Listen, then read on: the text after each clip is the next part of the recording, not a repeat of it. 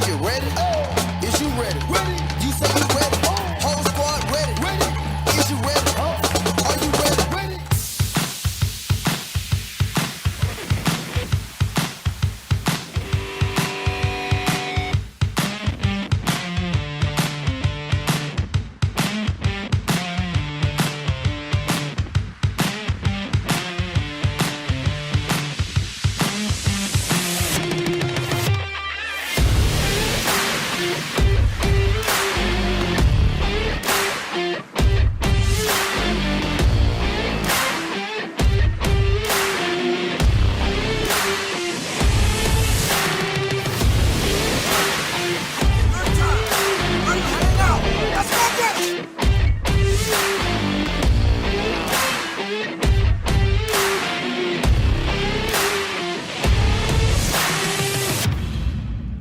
Good evening and welcome to Fighting Patriot Football via YouTube on JohnCurtisPatriots.com.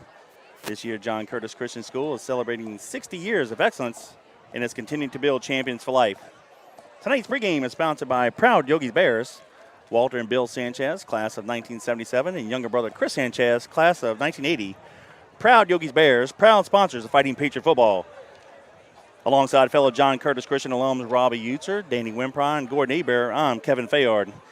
Tonight, we're in the heart of Acadiana in Scott, Louisiana, as the John Curtis Christian Patriots take on the Acadiana Wreckin Rams.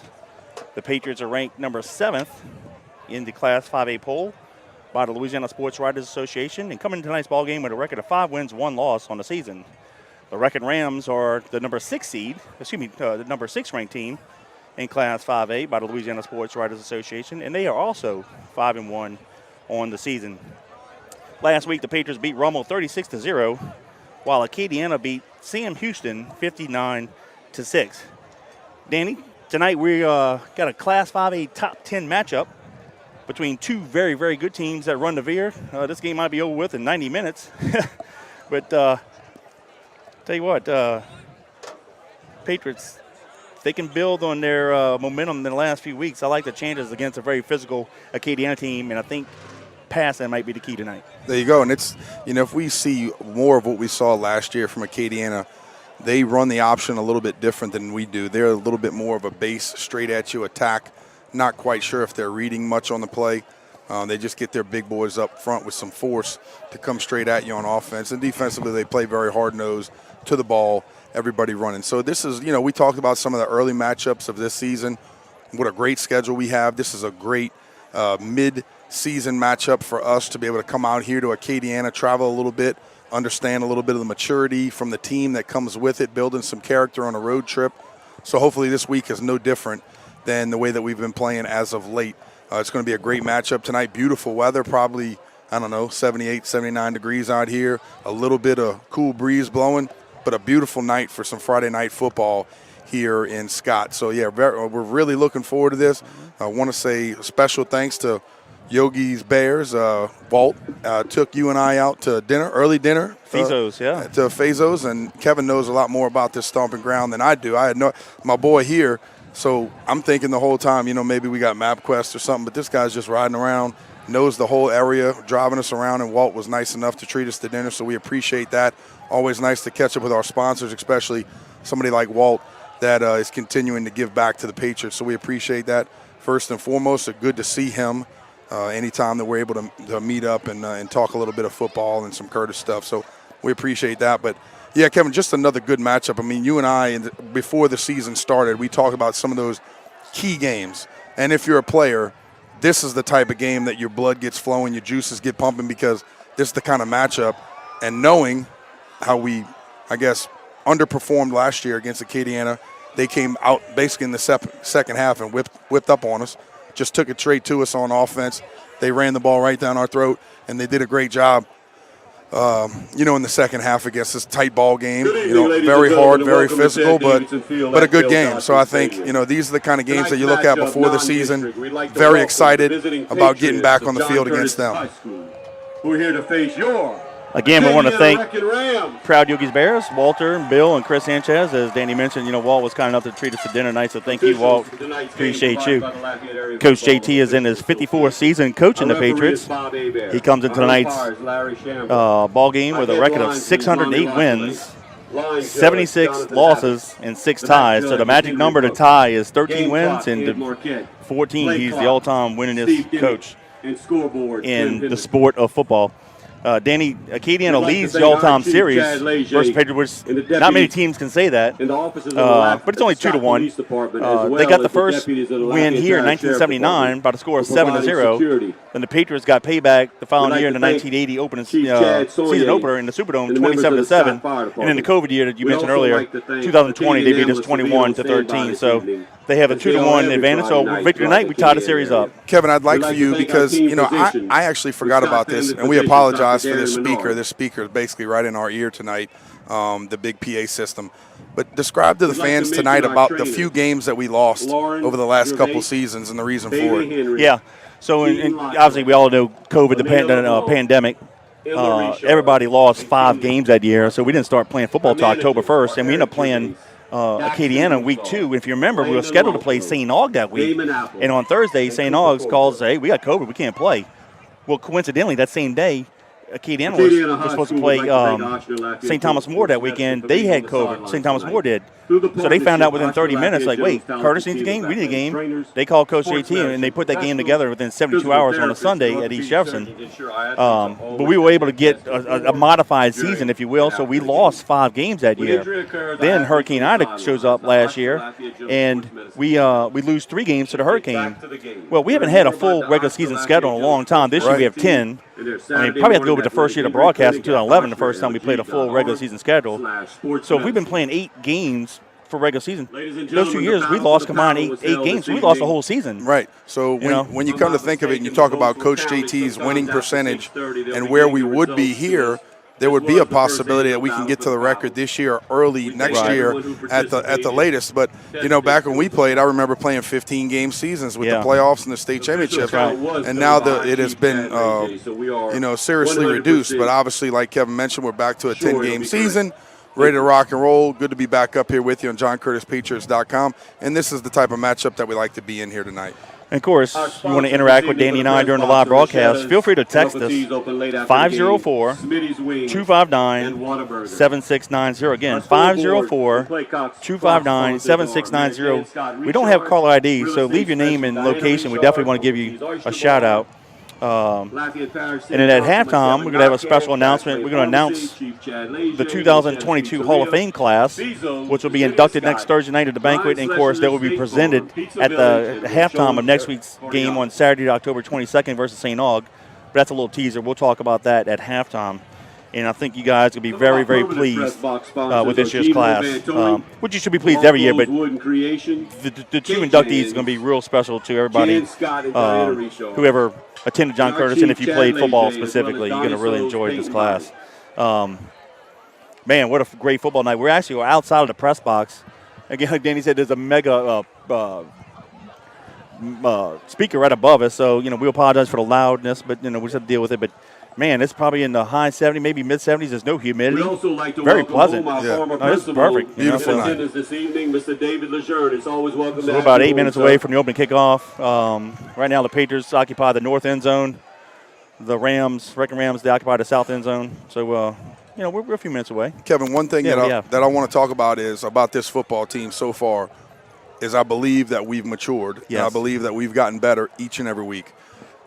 Anytime you could do that, and I've seen it in high school football, professional football, college football, the teams that get the hottest at the end are the ones that win championships. Right. You got to learn from your mistakes. You have to, scratch the silly penalties, take care of the football. Obviously, we always talk about special teams being a key in victory, but exactly what we're talking about. You guys can get hot at the end of the season. We went out there and basically whipped up on Rommel 36-0 last week. It was a serious victory by the Patriots to go out there and just open up the whipping stick on them. And I think if we can build on that momentum to tonight, I think the physicality that we brought to that game as the offensive line, the defensive line, if we can continue that tonight, we'll have no problem here. But I'm looking forward to they're seeing this one, calling it. But, if our football team continues to stay healthy and continues to move forward, we'll be fine. And here come your Fighting Patriots at John Curtis Christian School. The Patriots are occupying the east sideline, wearing their white helmets, white jerseys, and for the first time this year, blue pants. We're on the home side, so we're behind the Wreckin Rams. They are wearing their traditional gold helmets, black jerseys, and black pants. Now, bear with us as we try to identify the Wreckin Ram players. Yeah. Folks, they have a black jersey with dark green numbers with gold trim, and it's very hard to tell. And actually, that should have been a rule where you're supposed to have more contrasting numbers on the jerseys. Obviously, they didn't pay attention to that, but just bear with us, and we'll do the best we can to identify the Wreckin Rams as the play goes on. But real quick, why don't you talk about one of the reasons why the Patriots are successful is the Yogi Bears up front. They have been dominant all season long. Well, it's the biggest thing. I mean, we've talked about anytime you build anything, you have to have a great foundation. The base up front is going to be a key to victory in all of these games.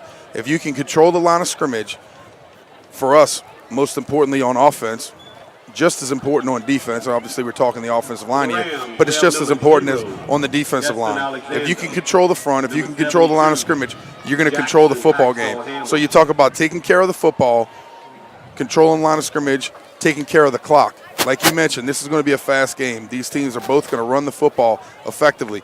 We have to be satisfied with 3 yards. We have to be satisfied with 4 yards. We have to be satisfied with 2 yards. Positive gains, getting first downs. That's all we have to worry about. Last week, the way that we controlled the line of scrimmage and the clock, if we could do the same thing tonight will be no different.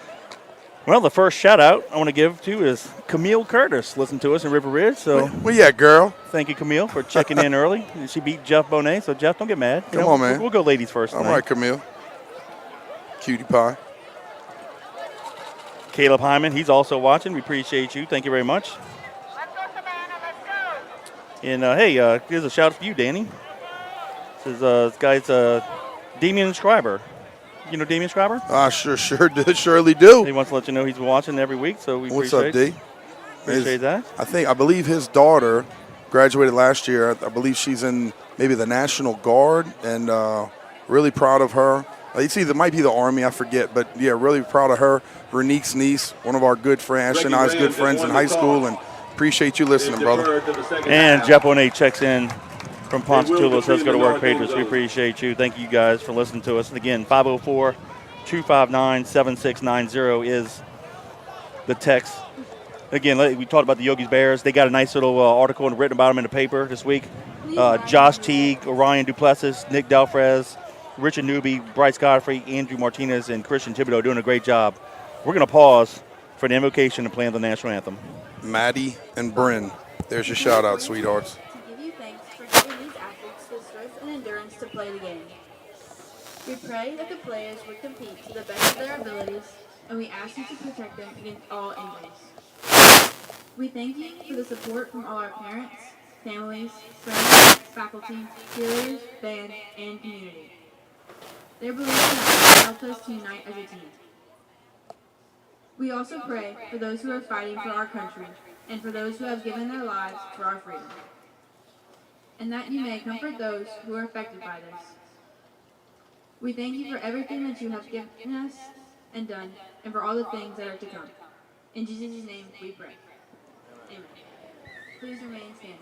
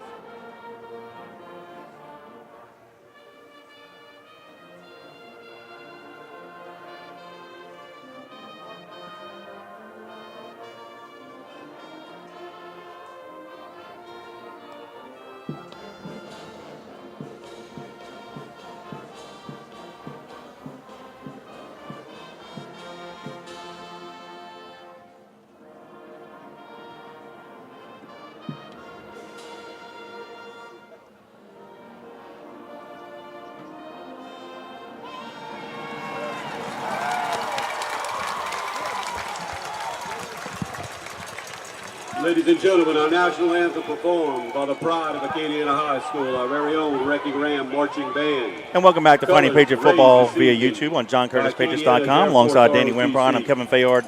And that was the national anthem played by the Wrecking Ram Marching Band. The Patriots will receive. Acadiana elected to defer the second half. So the Patriots will get the ball first, going right to left on your TV screen. Sit back, relax, watch the ball game, enjoy. Feel free to interact with Danny and I. We'd love to hear from you. And let's go Big Blue. Here we go, baby. Opening kickoff. Ready to rock and roll. And I tell you, Acadiana is a really nice school, Kevin. Big enrollment. Nice stadium. We saw the baseball field as we came in, the softball field. They have some nice facilities. It looked like they had 2 practice football fields off over the way. So it's a really big school. I don't know if we asked how big the senior class is here at Acadiana, but I remember we talked about it last year, and it was a big enrollment school. They get a good chance to recruit those hallways. Richard to kick it off. Turner and Prout are deep for the Patriots. Prout near side, Turner far side. Wrecking Rams kicking off left to right. Richard boots it.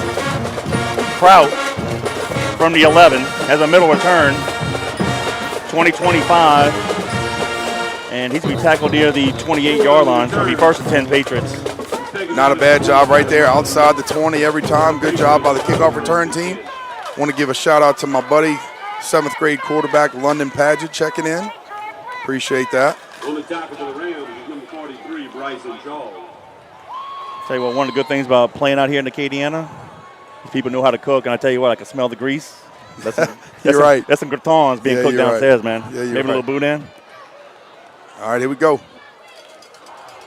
Smith, the quarterback, hands it off to Prout right up the middle, breaks a couple tackles, and he's going to get it over to 30 to the, let's call it the 32-yard line, gain of 5. Kevin, initially from up here, it almost looked like he was stuffed at the line of scrimmage. Continued to move his feet downhill, picked up some nice yardage on it. Almost half of the chains right here, but ready to rock and roll on second down. Look like they have a 4-3 defense. Safeties more like a cover 2 shell. Let's see if they run the same thing here. Oh, we got twins tight. Smith, the quarterback, will come near side to Smith, the handoff, and he is going to be close to the first down. Crosses the 35 to the 36-yard line. It should be 3rd down and 1. Not bad. Keep pushing, keep pushing. Good job. Again, we talked about some of those big boys up front. Been the name of the game, Kevin.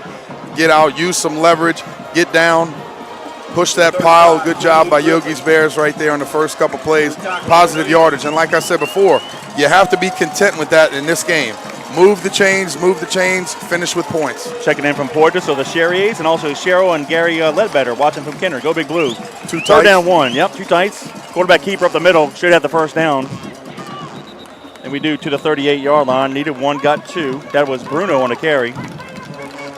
Good job right there. The quarterback calling a number. Kevin, not just because we can easily get the first down, but I like the quarterbacks calling their number just specifically for ball security. I agree. Not having to bring it off the line of scrimmage, getting it, center quarterback exchange, carrying it with 2 hands.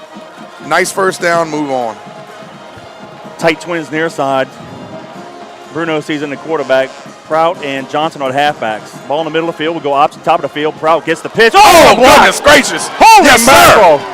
I tell you what, Johnson has proven to be our best blocker all week.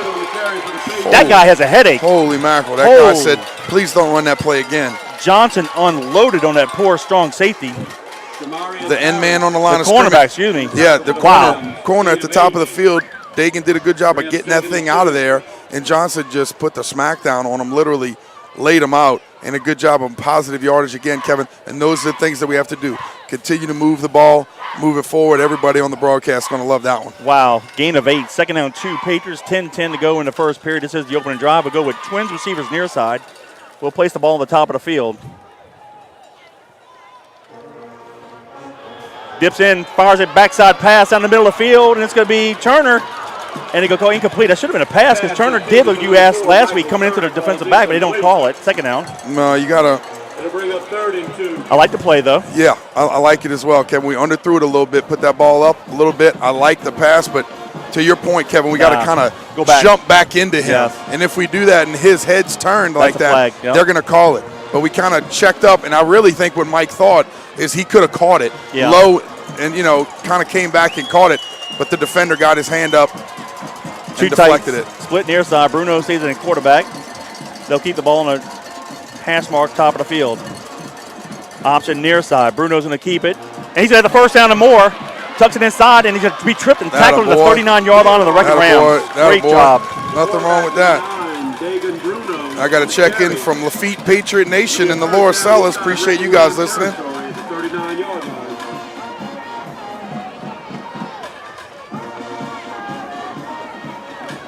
9:45 and counting in the first period. This is the opening drive of the ball game. The Patriots got it at their own 27 and have driven it now to the Wreckin Ram 39-yard line. Ball in near hash marks, Twins near side. Do the handoff to Gabriel, and he's going to fight hard, maybe for 2 yards to the 37-yard line. It'll be second down and 8. Now, we talked about it, Kevin. Clock continuing to run. It could be your ally or your enemy, and right now we have 9:15 left here in the first quarter. So sustain the drive. Talk about the keys to victory. Sustain the drive. Take care of the football. Let those big boys up front give you a push, and then finish with some points. Tight Twins near side. Smith comes in back at quarterback. Option top of the field. Pitches it to Prout. Prout is not going to be able to turn the corner. Yep, and that time we missed the block. Yep, and then we get tackle for a loss back to the 41, so that's a loss of 4. A little props right there. So that time, third and long. The corner was a little bit smarter. He came downfield and made a miss. Went outside and then gave him the old whiff. Stepped back to inside, made a move. Tommy Fabach and I were talking a little bit about that last week on how to play the outside leverage. The cornerback did a good job of dipping back inside, getting back out, and making a tackle. Third and long, 13 to be exact, from the 42-yard line. Tight Twins near side. Jordan Smith stays in the quarterback. Draw play. Prout gets the handoff. Nowhere. And the Wreckin Ram defense, they say they stripped it. They're picking it back, running it back the backside. And Smith makes a tackle, and they're going to say it's a fumble. Yep. Back at the Patriot 25-yard line. So it'll be first and 10 Wreckin Rams with 8:05 to go in the quarter. Looked like the guy might have been down. Danny, look, he was down, unless I can't tell. Gordon, was the ball on the ground before he, from my vantage point, it looks like he was already down. No, it popped out right before he hit the ground. Yeah. Okay, we couldn't see from a vantage point, thank you. So now it's first and 10 Wreckin Rams at the Patriot 26-yard line. Well, I could tell by how Prout was after they returned the ball. He looked like he was upset at himself, not pointing at the ground saying he was down. So good job by Acadiana forcing the first turnover of the ball game, put the defense here in a tough position. DeBetta is the quarterback. Too tight split near side. Quick handoff up the right guard. Gain of 3. Hippolyte on the carry. Gain of 2, second and 8. To the 26-yard line, looks like. So, Danny, we haven't turned the ball over much this year. That's the first turnover, I think, probably since the interception against Holy Cross. And the first fumble probably since Zachary. Yeah, you're right. We've done a good job of taking care of the football, and you can't start that way. Hippolyte and Williams are the halfbacks. Dive up the middle. Yeah, and we said it pregame, Kevin. That's no read in that. Now that it might come from the sideline where eventually they pull the ball out, but that is a straight base right up the middle, being physical, running right at people, and an automatic give. Third down and 4. The ball is at the Patriot 20. They have to get it to the 26. This will probably be 4-down territory for them. Yeah, probably so. Hippolyte and Williams will stay at running back. They'll give it to Williams, power play near side, and he's going to get tackled at the line of scrimmage. Great defense. Way to step up. Horn, Mortor. Good job of Drake. Weibel. 4th and 4. Stringing it out, and Weibel being right there as well. Nice They'll job. go for it. 6:33 and counting in the first period. There is no score. Well, they captured the momentum with a turnover. 4th down here. Let's see if we can capture it back for our offense. We ask the defense to do it all the time, but so far, early game, but the biggest play of the game right here. I agree.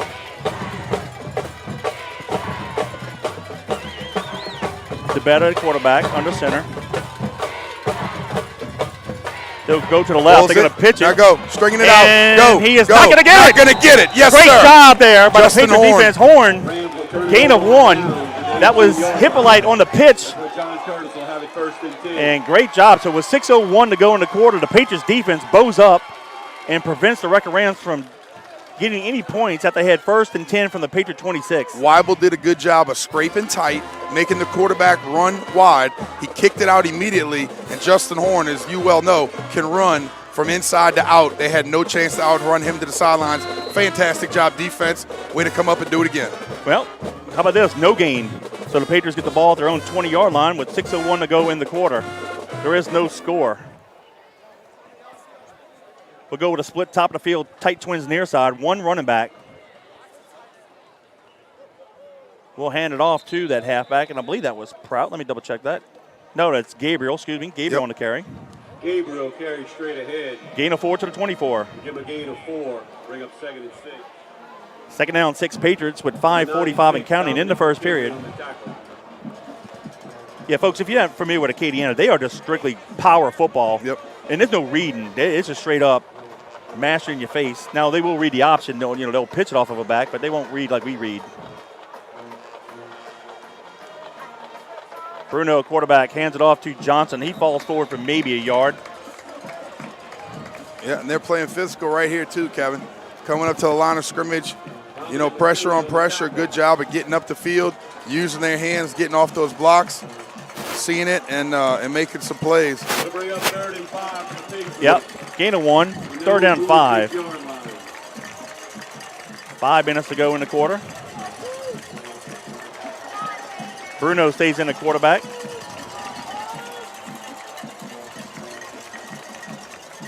He'll come near side. Hands off to Prout. It's a foot race. He's to the 45, 50, 45, 40, 35, 30, 25, 20, and he's being dragged down to Wreckin Ram 10. Yes, sir. Nice work. Exactly what we needed. What a run by Marlon Prout. A look behind me. No flags in the field. 1st and 10. Patriots from the 10. Great job. Great job. And that's exactly what you want to see right there. And our times will come, Kevin, where you're going to have explosive plays like that. Talked about it in pregame, talked about it in the beginning of the first quarter. You have to be satisfied with some nice, easy runs, blowing them off the ball, and then all of a sudden you hit them with a big explosive play. Nice job, offensive line. Proud way to run it. 64 yards to the 11-yard line, they mark it. 1st and 10. And we're going to hand it off to the halfback. I believe that was Smith. Carries straight ahead. Maybe 2 to the 9.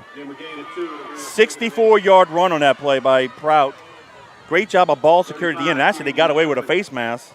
Yeah, good job of him at the end of the run covering up with 2 hands, though, Kevin. You know how they like to come punch from the back, scrape over the top. Good job of him protecting the ball. 2nd down 8 from the Wreckin Ram 9. Ball in the near hash mark. Smith is in the quarterback. Smith and Johnson on the halfbacks. We'll go to the right. Johnson takes the handoff off the right guard. He's fighting hard near the 5-yard line. Johnson carries straight ahead. And let's mark it there at the 5. So, Danny, that's a gain of 4. Got to get it to the 1 for a 1st down. Yeah, I saw it on the last drive. 3rd and 4. I saw it on the last drive with Dagan, and I just saw it here with Jordan. Looks like the quarterbacks are coming off of the line of scrimmage too much, not going into the line of scrimmage to read. I'm not sure if on our side we're calling a base play, automatic give, but the quarterback's got to get into the line of scrimmage a little bit more to make a better read. That's probably a give read anyway. Prout, the near side halfback. Gabriel, the right side. Ball just inside the near hash mark. Smith is the quarterback. Hands it off to Prout. Up the middle. He's going to get to the Ooh, it's close, Kevin. lead a 3-yard line. Yeah, it's close. Gain of 2. I think we're going to go for it here. Gordon, where you at down there? You see anything? Is it the 3 or the 2? We're going to give him a gain of 2 to bring up 4th and a long 1 for the Patriots. 4th and a long 1. Gotcha. Okay. Let's call it the 2-yard line then. Patriots will go for it. 2:45 and counting in the first period. Bruno checks in at quarterback. Hey, put it in your quarterback's hands, Kevin. Make him get you the play on the line of scrimmage that suits you best, and then offensive line be physical. Quarterback keepers there. Smith and Johnson are the halfbacks. 2 tight splits to the right. We'll go option to the right. I love it. Pitches I love into it. Keith I love Smith. it. Now go. He turned the corner. Hit it. Yes! Yes, sir. Touchdown. Yes, sir. Nice job. Fantastic job of recognizing it. Everybody stopped inside the box. You got the top option to the field. Good job of the receiver getting off, making them respect you there, getting in front and blocking, cutting back in, making a nice play for the touchdown. Kaheen Smith with a 2-yard touchdown run puts the Patriots up. Snap, plays, kick is up. And it's good. So with 2:21 to go in the first period, it's the Patriots 7, the Wreckin' Rams 0. Kevin, for that scoring drive, I want to say thank you to our platinum title sponsors. That's Lingle Driving Academy, teaching our youth to drive safely and responsibly, and of course, Nike. Just do it. Thank you guys for all of our sponsors and everything that you do for the Patriots. Kevin, a great job of sustaining and controlling the line of scrimmage like we talked about in pregame, taking it to them, being physical at the point of attack, and getting the ball in the end zone. Exactly how we want it. And you know what? Honestly, fumbles happen, right? But The big play was Prout's 64-yard run to set up that touchdown. Alfonso kicks it off deep. Fielded at the 7. 15-20. And tackled at the 22-yard line. Great job there by the Patriot coverage team. 24, 28, and 51. Jeffrey Curtis is 51. 24 is Hayes. And 28 for the Patriots is Ware. So great job of those guys making the tackle. It'll be 1st and 10, Wreckin' Rams at their own 22-yard line. Babineau on the return for the Wreckin' Rams. 2:15 to go in the quarter. It's 7-0 Patriots.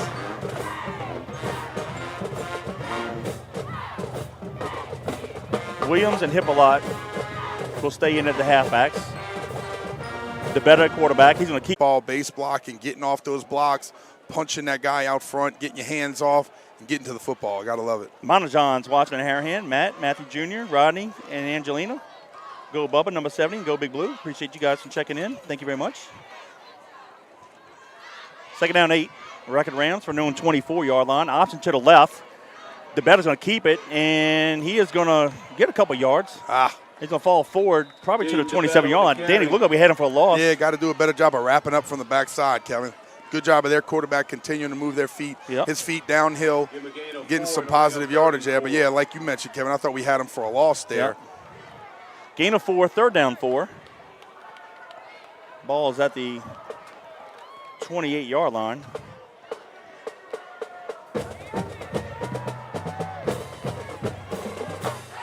All right, they'll operate with twins receivers near side, and they'll place the ball at the left hash mark, top of the field.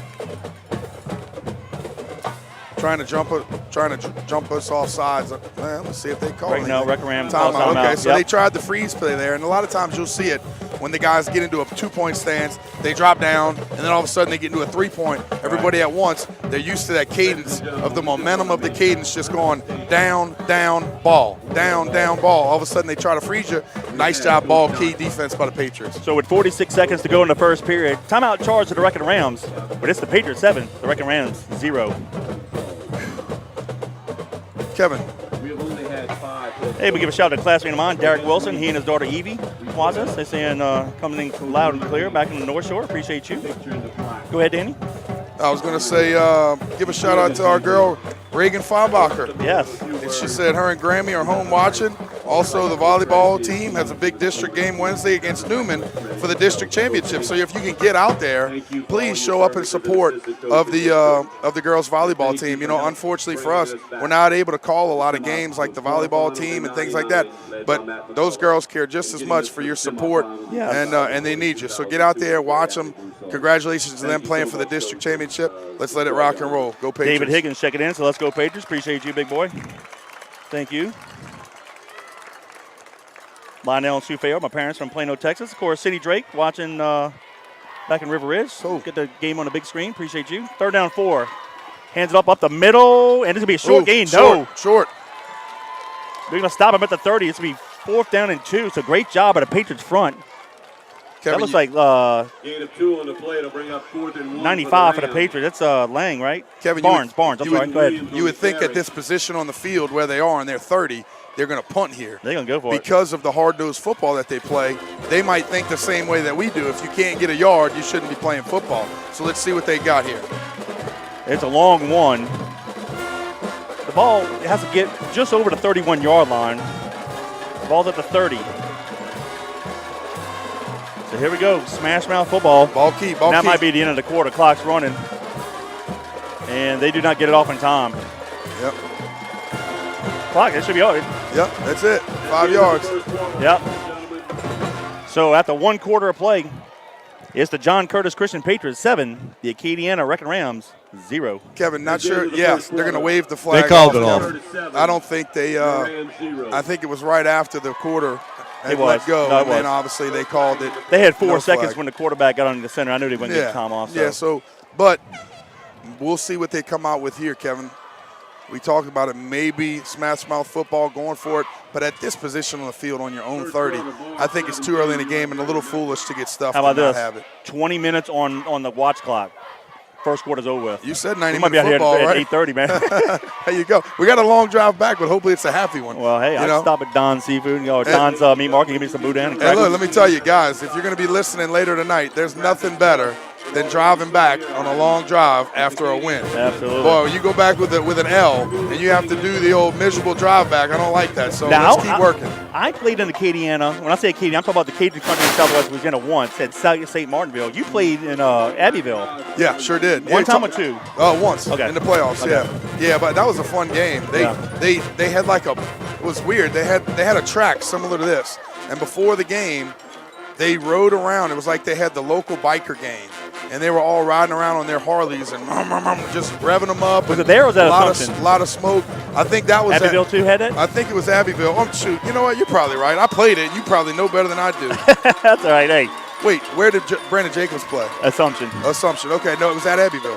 4th and 1 up the middle, and they got it. Yep, they got it. They just masters up the middle, got it to the 34-yard line. So 1st and 10, Wreckin Rams. Well, they split that 11:57 gap to go right in the there, half. Kevin. He got to the second level, hit our Well, linebacker right in the chest. Danny, I'll say this: there was a hole over the center. We didn't play a nose guard. They Big just time. ran it right there. That's all right. First quarter, south side. 1st and 10, Wreckin Rams from their own 34-yard line. Care of. 2nd down 4 from the 25-yard line, and there's a flag of the play. On the play. All sides on us. And I was just about to say, what a great Did we game. line up offsides? I 'Cause think I it didn't is. see anybody jump. Must have been. Yeah, had to line up offsides. I didn't see anybody jump. We just actually approached the line of scrimmage and got down. So, Second down. All right, so ball goes back to the 30. but as a lineman, you can't reset. So somebody lined up over the top of the ball, obviously, and had to blow it. 2nd down, looks like 9. Bruno, the quarterback. Tight twins near side. We'll do option near side. Bruno keeps it, and he's going to be slung down near the 20-yard line, so almost a gain of 10, but he might have the first down to 29. All we needed was 9, and he got 9. Very close. Yep, I Taken down at the think. 21-yard line. No, you're calling it second down still. Must be very, very close, Kevin. Oh, my goodness. 2nd and a Might be inch. a Gordon, how close is that? third down, excuse me. That's got to be a first down. Come on. Yeah, that's close. Looks like they might be stopping it Are they going to measure it? to measure. That's a first down. That's a First first down. down. There Referee, you go. yeah. No, because you look at the sticks, Yeah. I'm like, whoa. Right. Give him a first down. It'd be 1st and 10. All right, 1st and 10 We Patriots ran 21 from the Wreckin yards. Ram 21, 6:13 to go in the half. PA guy said they gave it to him. No, they didn't give it to him. They earned it. Johnson on the handoff, and no gain. I think he gained a yard, maybe. Kevin, he got Number 34 on the carry. some forward progress right there, and then pushed back a little bit, fighting for some No extra gain on the yardage. play. It'll bring No. up 2nd and I tell you 10. what, I still think that No the gain, 2nd and quarterbacks, as they progress, will still have the pull. Every time that I've seen the quarterback carry the ball outside, it seems like we've got some room. Bruno comes in at quarterback. Kaheem Smith, the left halfback. Johnson, the near side. We go with tight twins to the left. Ball in the near hash mark.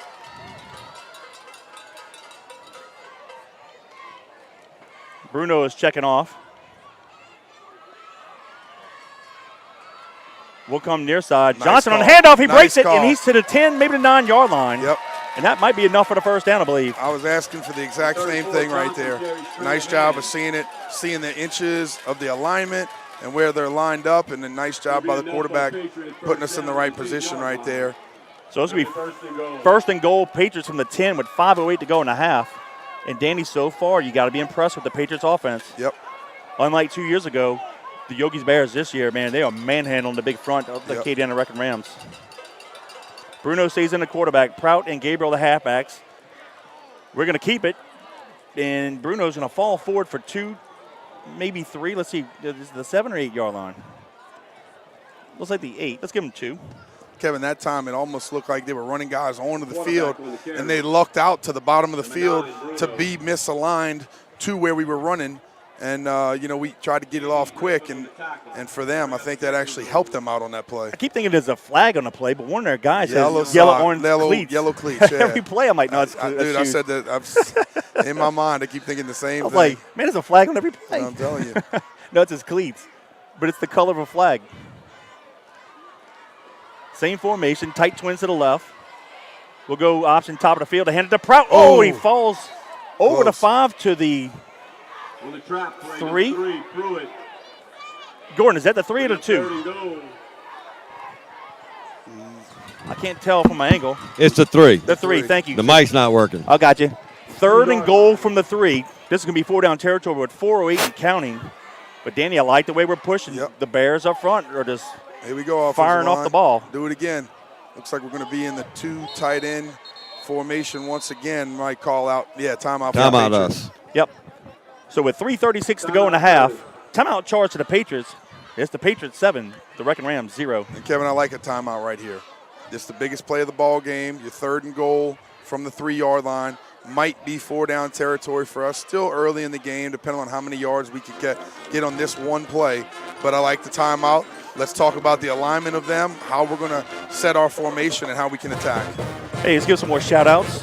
Yeah, we understand there was a frozen broadcast. Robbie's working to get that back in a run. I think we're good now. Again, Mark Bowen checking in from Baton Rouge. Appreciate you. Of course, Miss Betty, Mr. Vernon Walker, listening to us out in Phoenix, Arizona. Thank you for being a loyal listener. Also watching from Metairie. Good luck, Patriots. Shout out to Peyton Strapolo. We appreciate you. Let's go, Patriots, from the Ogeron crew. If that's Malcolm, hey, prayers to his wife Jody. Her mom is not doing well, under the weather at the moment. Let's just say that. So prayers to the Ogeron family, and hope that Jody's mom is feeling good, feeling better soon. 3rd and goal, Patriots from the Wreckin Ram 3. Jordan Smith is a quarterback.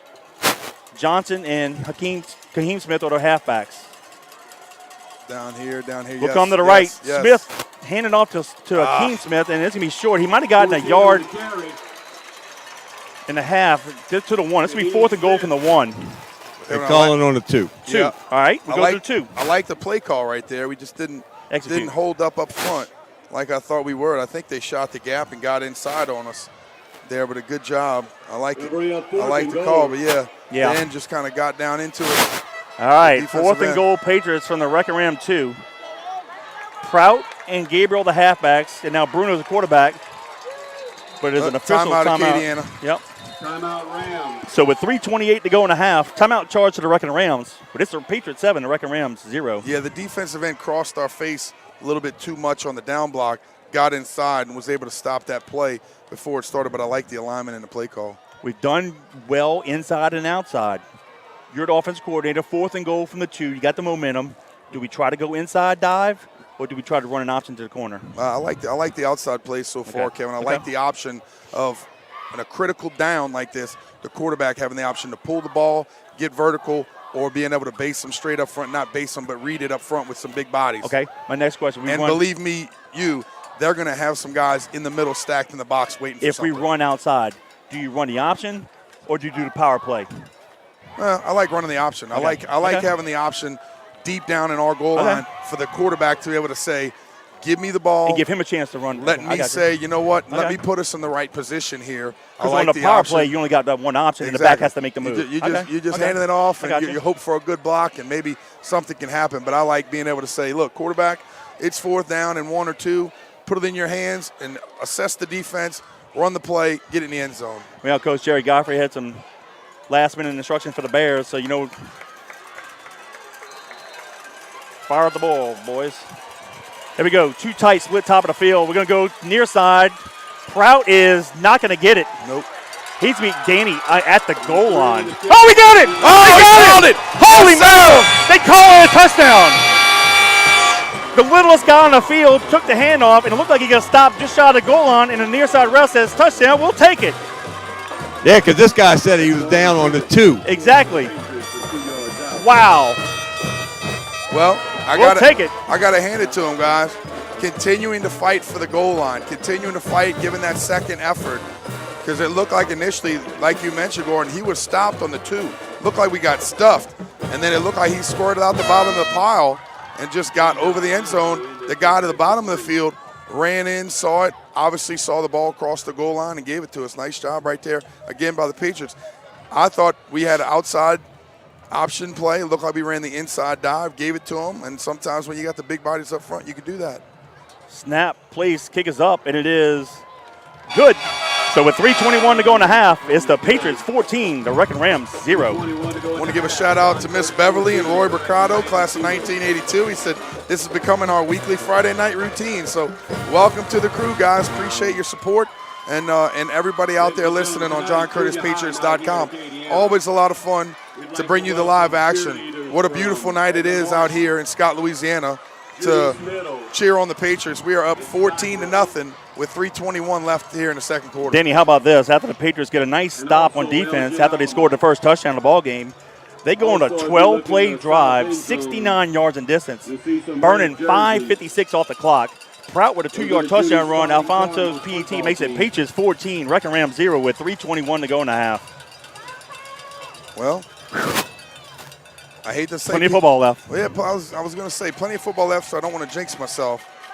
But people better be put on notice. No, I don't know. Up 14-0 in a physical ball game. Hey, we'll talk about that. I mean, let's we got to keep playing. But no, I'm just saying, I like the momentum that we're Yes. starting to build here this year in 2022 with these young men. They're starting to believe, and you're starting to see it on the field. The big blue machine keeps moving right on, right on, right on. Keep it going. Alfonso hits it near side. Field at the 6-yard line. Now go. 15-20. Squeeze. Good. Nice tackle there. I believe that was number 28 for the Patriots. That's his second tackle of the night on kickoff team. That's where. And Danny, I will say this. I've been very critical of the kickoff coverage in recent years and even the early part of the season, but I will say this. Last 2 weeks from the halftime of Holy Cross, all of last week and 2 times tonight, they are playing much better. Kevin, all you can say about kids, okay, doesn't matter what age they are, from 5-year-old football to 18-year-old football, if you get better every week, that's all you can ever ask for. Absolutely. 1st and 10, Wreckin' Rams from their own 23-yard lines. Twins top of the field. Betta throws it far side. Run. He's caught by the receiver. He braced. There's no tackle. He just outran everybody, but he stepped out of bounds at the 38-yard line. Hey, I don't think he knew where the sideline was. Yeah. Because he was all alone. Well, I'll be honest with you, Gordon. On our side down here, the grass is so muted. You can't see it. You can't see it. Even on our side down here, I tell you, around the 40-yard line, it basically disappears. They can't tell us to get behind the white line because there's really no white line. There you go. Babineau on the reception. Big play there. Gain of 15. 1st and 10, Wreckin' Rams with 3:07 to go in the half. They'll hand it off to the halfback off the left side. Yeah. Who's that? Is that Nice job. Johar with the tackle? Nice job slamming him down. Short gain. Stephen Williams carries. Williams on the carry. And I truly believe, Kevin, Johar can get going. He can get going. I've said this every week, but I think he can get more involved in this defense. And when Justin Brooks gets back, whenever that might be, we're going to be tough to deal with on the defensive front, along with the other guys that have been playing their butts off. Carr 7, Jesuit 3 in the second quarter. 2nd down 7, that was a gain of 3. DeBetta throws it near side, going to be caught. Great hustle there by the Patriots. They run him out of bounds. Good job Short by Callio. gain to the 45-yard line. Getting to him. You got Weibel out there as well, bringing some force, and good job. Hey, Nicole, Gabby, and Donald watching from Birmingham, Alabama. Thank you for always checking in. Appreciate you. My buddy Chris Hebert said, got the fishing crew watching down on the feet. Baby. There you go. Go Big Blue. Love it. Tell you what, thank you, Chris, for cooking the pasta in recent weeks. Very tasty. Oh, very, very good. Yeah, and if Thank you guys, you. I'll give a shout out to Chris's fishing charters a little bit. But yeah, definitely go check him out. 3rd and long 2. They do a dive up the middle. No gain. And Danny, I think they'll probably go for 2:22 and counting here. I mean, if you want to catch no fish, give Kevin and I a call. But if you want to if you actually want to catch fish, give Chris's fishing charters a call. Yeah, you're right. He'll feed you, too. That's right. Yeah, he's got a nice setup down there in the feet. All right, the houseboat and everything. They're going to give him 1, so it's called 4th and 2. Woo, this is a big one. Ball's at the Wreckin' Ram 46. 2 minutes and counting, buddy. Let's get out of here with no points. Ball in the near hash mark. The better the quarterback. I would think they're going to try to run it up the left guard. Ooh, ball key, nice job. Yep. Good job of not jumping, guys. Oh, and they're going to call a timeout. They try to jump us all sides. It's a great ball key by the defensive line. Well, and I'll tell you, job. That's all about coaching and communication. My little Pirates over there at Little Farms, we try to ball key the heck out of people, and then on the other side of the ball, offense, we try to freeze the heck out of people to see if they'll jump. And a lot of times at that young age, they will. But even at this age in high school football, undisciplined teams, you'll get them all the time where you can see the discipline by the defensive front. Ball keying it, not jumping off, they have to call a timeout in a critical time where you don't want to call a timeout if you can sustain a drive with only 1:44 left here in the second.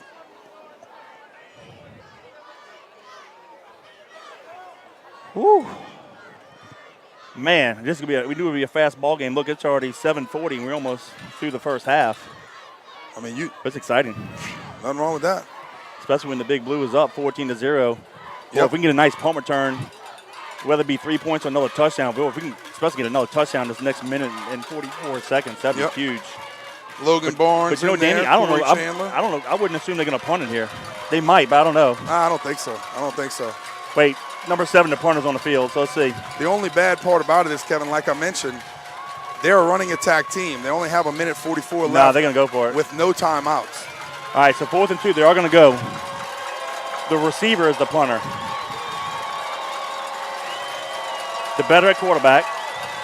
They come near side. They got the first down. Yep. I said to go over the left guard. I figured that. And he got it right to the 49-yard line. Needed 2 and he got 3. So at 1:40 to go, first down, Wreckin' Rams. Kevin, but the way that they run their dive play, it's almost like they will never break one for a touchdown because it's almost like they're falling down with such forward momentum, which is great for a 4th and short.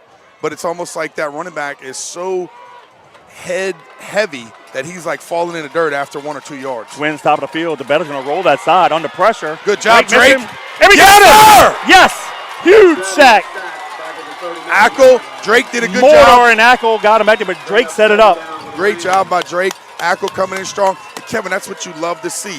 White shirts around the football. Attack the football. Get after the quarterback. They don't throw the ball much. We said it a little while ago. If they do throw the ball, hit the quarterback in the mouth. Second time we did it. Great job. Yep, Mortar jumped on him like a tiger on a water buffalo. 2nd and long, 19 to be exact. Twins near side. The better throw it near side. And good job there by Weibel. No gain. Nice job. Babineau the receiver, but this time Weibel was there. And the Patriots called timeout with 44 seconds. That's our second timeout. Yep. So with 44 seconds to go in the half, timeout charge to the Patriots. It's the Patriots 14, the Wreckin' Rams 0. Nice job, exactly. Kevin, if they throw the football, hit the quarterback in the face, obviously that was a 3-step drop, getting the ball out of his hands. But as soon as they catch it, beat Johnny on the spot right there to make the play, call a timeout. Hopefully you'll save some clock for when your offense get the ball after this 4 and out.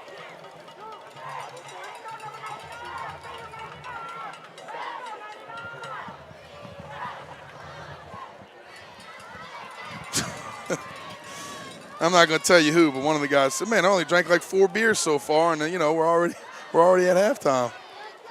There's an ad. I want you to, if you get a chance to read. I texted it to you for next Sunday. The okay, perfect. The booth. Love it. You texted it to me? I did. Hey, you sure you got my number? I didn't get it yet. I'll wait. My mom said, "How's the game going?" Well, Mom, it's going pretty darn good so far. I got 44 seconds. I'll let you know. 3rd down, 19. Ball at the 39-yard line. 44 seconds to go in the half. Twins to the right. DeBetta, play action pass. He's going to fire deep. Go get him. Down the Go middle. Has Go a guy. Oh, nice great job there. And that is It's Tyler Hayes. Hayes on the coverage. And that'll be 4th down. Great job of playing over the top, not allowing it to get over us, and then getting up, making the sacrifice, jumping up, and deflecting the football. Nice job by Hayes. Prout was staying back around the Patriot Punting for the Rams, number 7, Taven Lemaire. 26, 27-yard line. Lemaire to punt it. The Patriots. 38 seconds to go in the half. A nice punt return would be huge here. High punt, high snap over his head. Go, go, go. He has time to kick it. He's going to run it instead, and we're going to tackle him. Yeah. Yes! Oh, it's Wait. a face mask, but it's okay. We'll still have the ball, though. Yeah. It's not enough for the first down. Good. Was it a face mask? I just thought Yeah, that's what they call. I just thought we hit him hard in the face. The snap went over the punter's head, and he decided to run it, but he returned to the 29. There's a flag on the play. Probably a face mask on us, though. But, boy, if we can get the ball here, it'll be huge. Yep, we'll get it. Nice job. Jeffrey Curtis and 36. Who's that for the Patriots? 36 is Kareem Smith. Kareem Smith on the tackle. Yeah, good job by them. Offense going to get the ball back again. And That's a 15-yard face mask. They saying it's 4th down. It is 4th down. is it? Yeah. Yeah, they repeat the So down. now it's going to be 4th and not as far. They repeat Instead it. of 4th and 30-something, it's 4th and 20-something. They're going to punt it again. Now bring up 4th. Yeah, I guess Yeah, it's so. not an automatic first down. Yeah. The first down, they have to get it to the Patriots Take the 41. penalty, right. No, they had to go a mile. But, boy, Yep. what a missed opportunity there.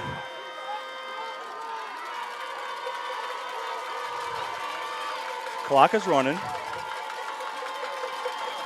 They can snap it with 1 second. Yeah, that's Or actually, they don't have to snap it, take a delay game, and then just take a knee. The fans are chanting, let the clock run. Yeah, they're not going which to punt is it. That's smart. Smartest thing to do here. And we call timeout. No, we saying the clock shouldn't have been running. No, we call timeout. Yeah, with 4 seconds. because of the clock. Yeah. I know what coach is saying, but we're the ones that call timeout with 4 seconds. What a missed opportunity. If we don't have the face mask, we get the ball at the 29-yard line with 38 seconds. Right. Woo. That would have been better than a nice punt return. So we'll try to figure it out. The Patriots burned the last timeout with 4 seconds. So now all they need to do, they don't really have to punt it. They can run around and then throw the ball out of bounds if they want. Right. Or actually, if they do a dive play, that'll burn 4 seconds.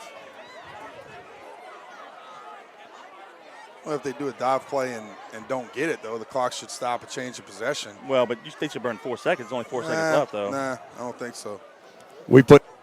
Say it again, Gordon. We putting our defense in. Okay.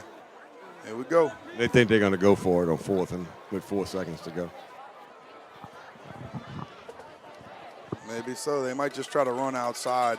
Hey, we give a shout out to Jimmy Dudenhofer.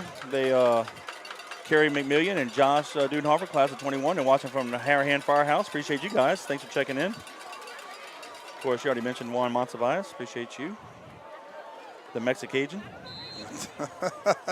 There you go. This could be one, Kevin, where you run outside or you run backwards and fall down, or you throw it deep and just let it go out the back of the end zone or something. See what they have here. 4th and long. Play action pass. Drake got him. And Horn finishes him off, and that's it. Yep. What a play by the Patriots defense. Fantastic job to seal the momentum, though, is what I like. So at the 1/2 of play, it's the John Curtis Christian Patriots 14, the Acadiana Wreckin Rams 0. I really think Acadiana's just excited that they got out of the half with us not getting the ball back with one play. But for us, Kevin, to be honest with you, we sealed the momentum and kept the momentum the whole first half. Their offense really got nothing going all first half. Our offense could have probably had 3 scores, 1 turnover, but you still have 14 points, and you're on top of Acadiana 14-0 at half. Really couldn't be happier at this moment. So great job for the Patriots capitalizing and getting something done. For that first half of action, I want to say thank you to one of our good buddies, Ryan Estes and Bobby Seafood and staff. Bobby Seafood is a family-owned restaurant located at 9013 Jefferson Highway in River Ridge. They were established in September 1978 and are celebrating 44 years in business. Bobby Seafood offers daily lunch specials, fresh prepared food, hot delicious po' boys, and of course, don't forget about the hot boiled seafood. During crawfish season, Bobby Seafood provides on-site catering for commercial and personal boils. Call Captain Ryan Estes and staff at 504-738-2104 to place your lunch orders and book your crawfish boils. Bobby's Seafood, 504-738-2104, proud sponsor of Fighting Patriots football. Patriots got the opening kickoff and had a nice drive, drove it all the way down deep into Acadiana territory, and unfortunately fumbled the ball on 3rd and short, and Acadiana picked it up, ran it back to the Patriots' 26-yard line. Don't worry, Patriots fans. The Patriots defense pretty much showed what they were going to do in this first half, and on 4 downs, basically shut out Acadiana. They did not score at all. After the turnover on downs, the Patriots went on a 7-play drive, going 80 yards in distance, burning 4 minutes and 40 seconds off the clock. The big play was Prout had a 64-yard run down to the 11-yard line. Kaheem Smith took it over from 2 yards. Alfonso added a PAT, and with 2:21 to go in the quarter, the Patriots led 7-0, and that's how the first quarter ended. Patriots got another stop on the ensuing drive when they got the ball back. Went on a 12-play drive, 69 yards in distance, burning 5:56 on the clock. Prout with a 2-yard touchdown run. Alfonso added his second PAT of the game, putting the Patriots up 14-0 with 3:21 to go in the half. The Patriots only had the ball 3 times, as did the Acadiana Wreckin Rams. 2 big sacks by the Patriots defense here to secure a lot of positive yards on the drive, on that last drive there. Danny, we talked about in recent weeks that the Yogi's Bears, the offensive linemen, have been matching people. They're doing a great job tonight.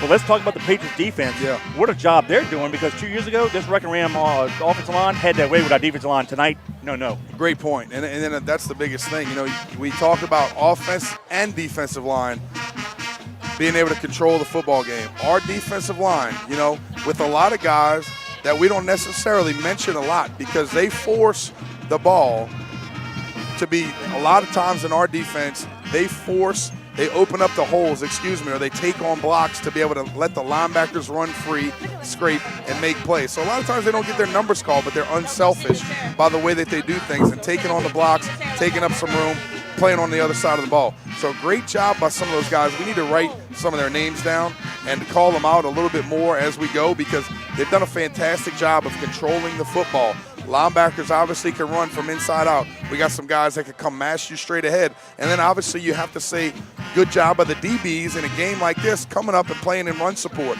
Also, not only that, but when they go to do play action pass, they've had absolutely 0 tonight. We've hit the quarterback in the face. We've done great in coverage. You saw Hayes over the top on the last one. Great job by the defense. Keep working. Well, I'll tell you right now, number 99, John Mortor. Number 98, Adrian Martin. Number 95, Logan Barnes. And also, of course, the ends, 37, Drake, and then number 5, Ackle. Yep. Great job of those guys. Of course, we talk about linebackers and the defensive backs all season long, but that front 4 is tearing it up. Coach, I want to say thank you. And obviously, I'm looking at Allie Curtis here, but I want to say thank you to the organization down at the lower school for trying to make some fun things for the kids. So please join us for the I don't know how many annuals we've had, but we've done it for a few years now, the Trunk or Treat. And that's Sunday, October 23rd from 4 to 6 p.m. It's always very imaginative, and people decorate their cars and their trucks and go down to the lower school, and it gives the kids a great opportunity to be down there on a day off of school and have a great time. So please email acurtis@johncurtis.com to sign up for your trunk. And the band will be selling jambalaya, crawfish pies, and bottled water. So go check it out Sunday, October 23rd at the lower school. That's the Trunk or Treat. So appreciate that. Just another nice day, nice evening by the Patriots over there at the lower school, and get these kids involved a little bit more and get them around each other. So thank you for that. Give a big shout out to Big Barry. He's watching from the deer camp up in Franklinton, Louisiana. Says go Big Blue. Appreciate you. All right, next week is Hall of Fame week. The Patriots will be playing host with the home team, playing the St. Augustine Purple Knights at West Jeff Stadium. 2 o'clock kickoff. We'll have the pregame at 1:45 for you. And this year's class, you guys are going to love this. It's only 2 members this year. Well-deserving. Probably should have been put in a couple years ago, but hey, never too late, right? So the 2 members are Coach Leon Curtis and Coach Corey Butone. Without those 2 gentlemen, especially Coach Corey, because he developed the grade school program, probably affected more lives than Coach JT, believe it or not, because a lot of younger guys, right? And Coach Leon. Yeah, you got him first. Especially if you guys play defense. I mean, the stories you guys could tell. I played on the offense side, so I went against his troops at practice. But, wow, congratulations to Coach Leon, Coach Corey. Coach Leon was a graduate of 1968 with Coach Rob.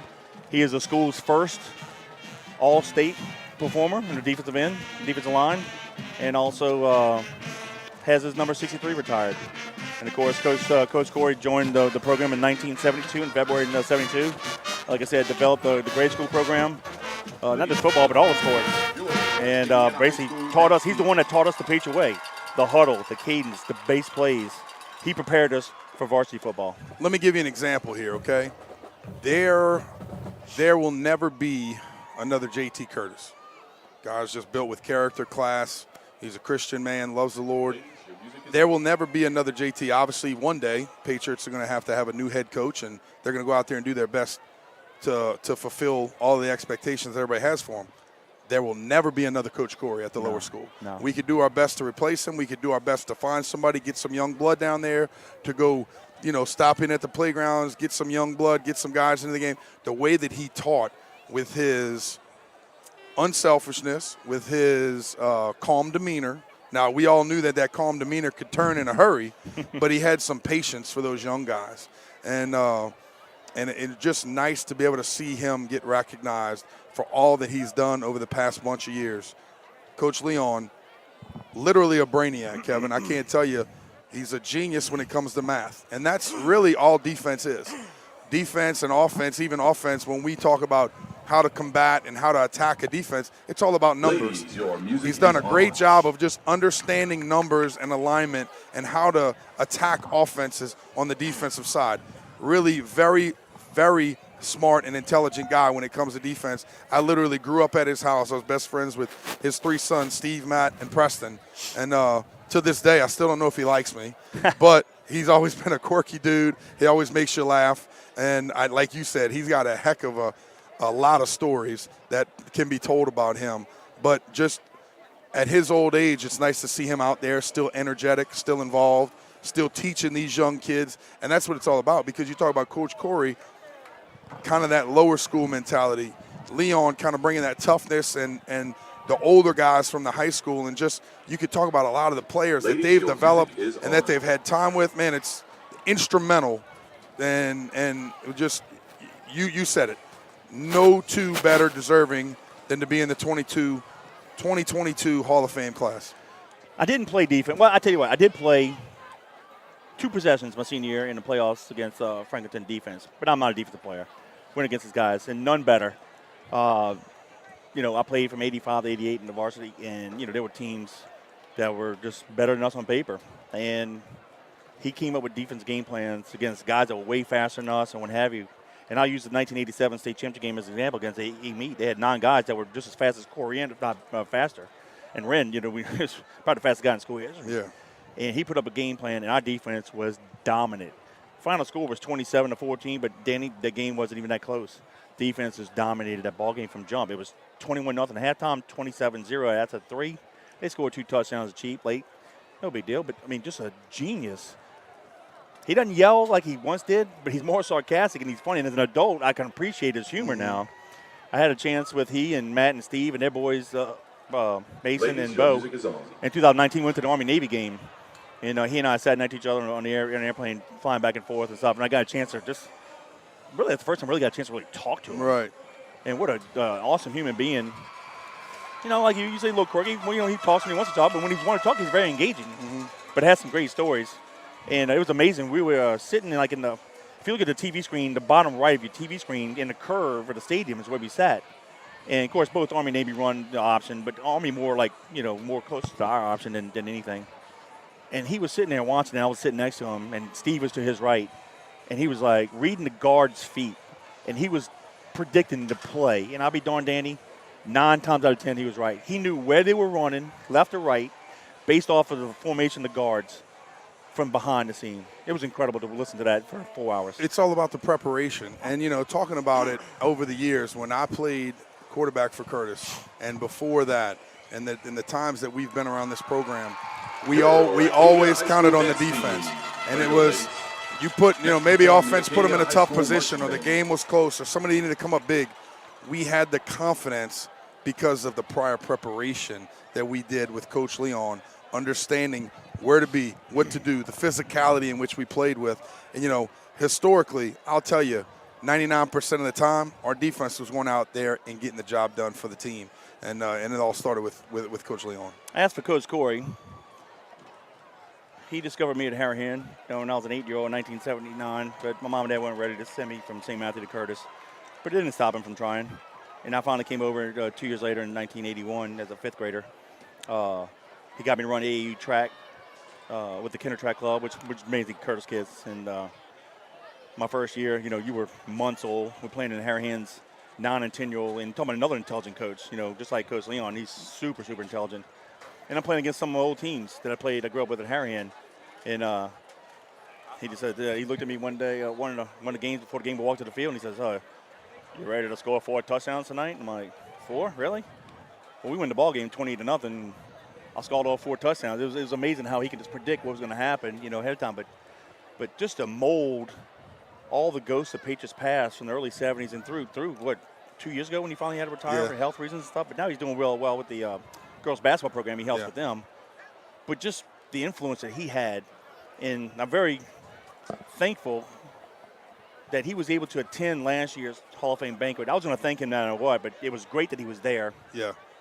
And I got to tell him in person, which I did my last game as a Patriot in the Superdome. I hugged him and told him, thanks for bringing me over and for all that he did for me, was there. But as an adult, being inducted into the Hall of Fame, I was like, listen, you're one of the smartest coaches I've ever known.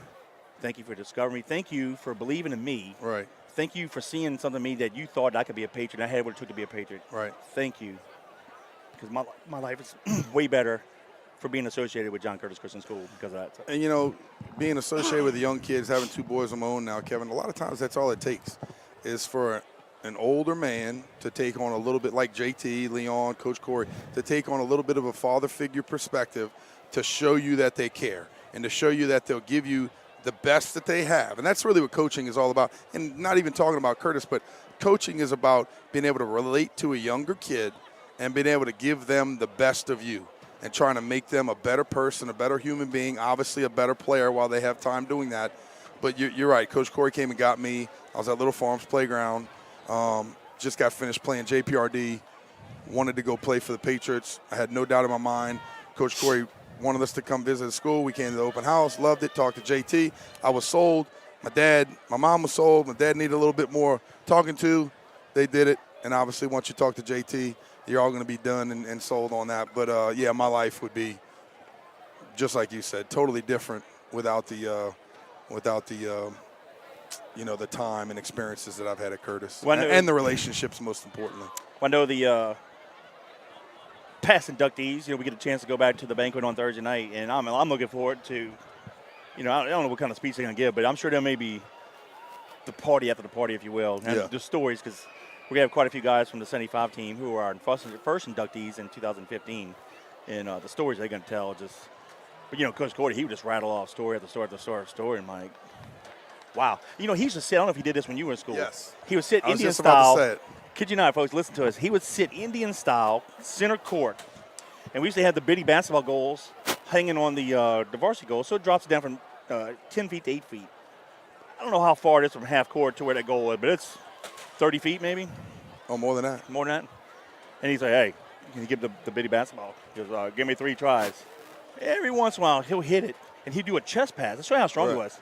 He hit on the first, but mainly if he didn't get it on the second one, the third try, so when he did, we're like, go, do it again, and we keep feeding the ball. And he'd sit there Indian-style, cross-legged, and chest pass it from half court and draining them. Well, I was going to say how intelligent he was. Oh, yeah. He used to teach Louisiana history. No book. No book. No book. And you would just sit there and listen to him, and obviously I probably wasn't writing much down, but everybody's supposed to be sitting there writing all the notes down, and he would teach Louisiana history for a whole half of a year with no book. Yeah. No book. So it shows you how much knowledge that he has. Second thing I remember back from in the day, kind of what you're talking about, I remember him walking in the weight room. Ooh. He'd get the lat pull-down machine, and it would go the little bar, the little steel bar that would be under the weights. He'd put it all the way to the bottom. No warm-up. Yeah. Just pulling. I'd be like, golly, look at this dude. Funny thing is, even better story, Madden comes to me about 2 years ago and says, golly, Coach Corey Strong. I said, what happened? He goes, Dad, he just walked in and he started putting weights on and he just started repping it out. And I don't know what, obviously what thing he was, but to know how old he is Probably now. 225, knowing and, and he's still out there just boom, boom, boom, just man strong. I was in the And 7th that's grade, crazy. like 12 years old, and we'd go to some of the varsity games. He'd take us Mr. Po' Boy, and, hanging out at the school, and before the game, we were in the weight room. And he put the weight belt on the head, the waist where you can hang between the legs and do the dips. Right. And he put 245, so 90 pounds. But he did reverse. And we were like, what are you doing? We thought he was just going to just hang down, put his arms on the bar. But he puts his arm on the bar, and he grabs it. Next thing you know, he pulls himself up on the floor. And it's easy. I'm looking at you right now, just talking. And he's just dipping, just having a conversation with us, just doing a backwards dip with 90 pounds hanging between his legs. Just, he rips out, I don't know, 30 of them, just casually. Hey, what we're going to do, we're going to do this. And he's, we're going to play basketball tomorrow. We're going to hit this and that. And he's telling us the whole plan. He's dipping. We're like, I'm not listening to a word he's saying. I'm like, what? I'm telling you, dude was a beast. Yeah, he was. Dude was a beast. So congratulations to Coach Corey and Coach Leon. They are the 2002 inductees of the Hall of Fame. Very excited for them. Hey, this side, everybody in front. Everybody in front. In the front. Listen to me. Hey, hey, look at me. This is a mark of a team that'll come out and physically play the game right now. As I told you, forget what happened in the first 24 minutes. Play the next 24 like it's the last. Let's go. Let's go. Ooh, baby. Let's go get it. I'm ready. I want to give a shout out to Connie, Linda, and Teresa watching from Kentwood. And got a halftime score, Brother Martin 7, Holy Cross 7. Appreciate all you guys checking in. What a lovely night here in the heart of Acadiana and Scott, Louisiana. It's got to be low to mid 70s, no humidity. I mean, it's pleasant. You know what a marijuana is? What? I'm sorry. A marijuana? Marijuana? Yeah, you know what that is? No, what is that, some it's a French mosquito. thing? Yeah, it's a mosquito. They don't have none out here tonight. No, it actually feels great out here. Actually feels great out here. So what a huge stop that was by the Patriots defense before the half, because the Wreckin' Rams will get the ball to start the second half. So if we can keep the momentum, Danny. Look, we only had the ball 3 times. They had the ball 3 times. So like I told you on the drive over here, each possession is valuable. That's probably why you saw Acadiana going for it deep in their own territory, because they don't know how many times you might have the ball 5-6 times. This right. game's be over with, Right. But more to that point is why special teams needs to come up big in the second half. You don't know if they're going to score, if you're going to score, but when you have the opportunity to have a return, you have to come up big. Get your offense some good field position, maybe get a return for a score, and let's continue to get better with that as well. And ball security. 100%. All right, we're going to flip it. The Patriots will be kicking off right to left. Babineau and Hippolyte are the deep backs. Babineau near side, Hippolyte far side. Alfonso tees it up on the right hash mark. Michael Mabel's checking in, saying looking good. Go Patriots. Good to hear from you, Michael. Number 18, Jaden Alfonso. Well, we got an injury. We got an injury right now. Is he cramping? Yeah. Must be cramping. He is. He's cramping. Johnson just went down. No, I think it's Tyler. Hey, is it Tyler Hayes. Is it 24? Yep. Yeah, he's a cornerback. Can't afford that. No. I don't think I've ever seen that before. Right as you're about to kick off, he goes down cramping. And, his calf. No, his calf. And a lot of times you'll see it, in the warmer games when you're dehydrated. And, you don't. It's not that warm tonight. Yeah, it's not. It's not. That's what I was going to say. The funny thing is you never really see it with the fat guys because they retain a lot more liquid. But with the smaller guys that are a lot more ripped up, a lot of times it happens to them a little bit easier. But he's going to go ahead and hobble off the field. We'll get another guy in there and be ready for the opening kickoff of the second half. We're going to need him quickly because we play defense here. Well, that's a first. Hopefully he'll be back in the play or two. It looks like Fashion will replace him. All right, so we'll do it again. Alfonso to kick it right to left.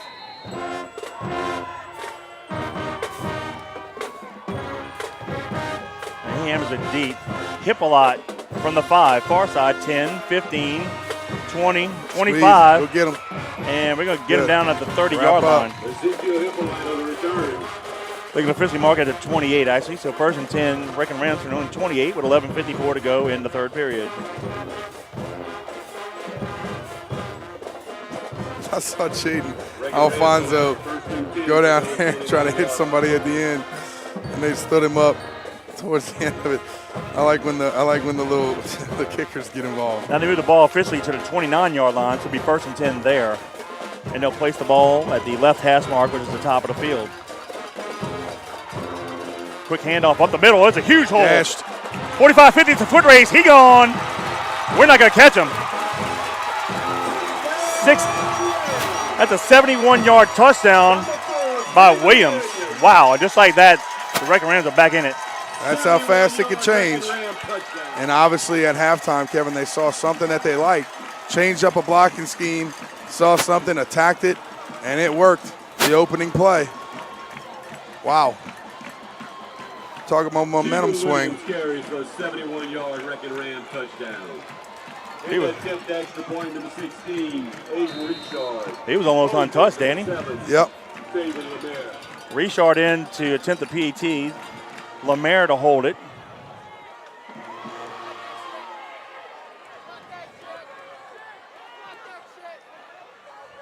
Snap, plays, kick is up, almost blocked. Down. And it's good.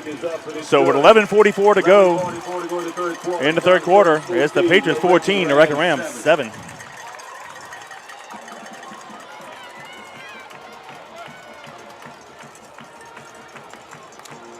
Yeah, Kevin, you can't say much about one play, on defense, but 10 seconds. that's why every single snap you got to play.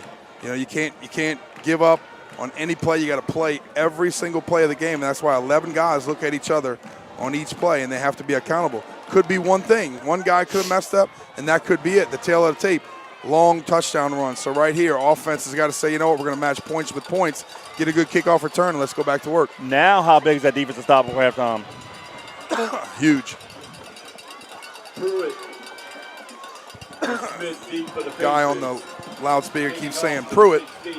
Prout, we know better. All right, next week's game is not at West Jeff. It's been changed to East Jeff. So we weren't told that, but we appreciate whoever sent that to us. All right, so the game's at East Jeff Stadium, not West Jeff. Richard hammers it near side. Oh, we drop it. Did we recover it? Oh, my goodness. Yeah, we did. Goodness gracious. That's scary. Yeah, he wasn't. Fagan looked like he called for a catch, but he dropped it, but thank goodness we jumped on it. Was that Fagan? Yeah. Goodness gracious. So it'll be first and 10 Patriots from own 24 with 11:43 to go. What number is Fagan? 42. I thought it was 8. That wasn't 88. That was 42. Okay. All right. Woo, that would have been a disaster. Yep. All right, Bruno at quarterback. Tight twins to the right. We'll go to the right. Hands off to the halfback. And I believe that's Prout. Let's check that. No, Gabriel. Jason Gabriel on the carry. Keep believing in it. Keep pushing the pile. Continue to move forward, and that's all that we need, Kevin. Good job of the offensive line coming off of the ball and getting us some positive yardage again.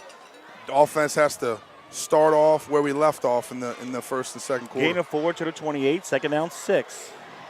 This time go tight twins to the left. We'll come near side. Short gain of 2 to the 30.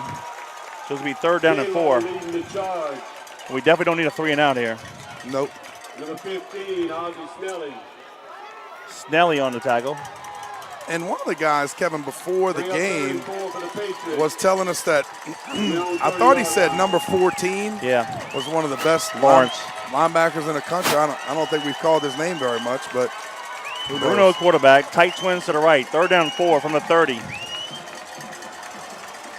We'll go to the right. No gain. Stuffed us. We'll have to punt it.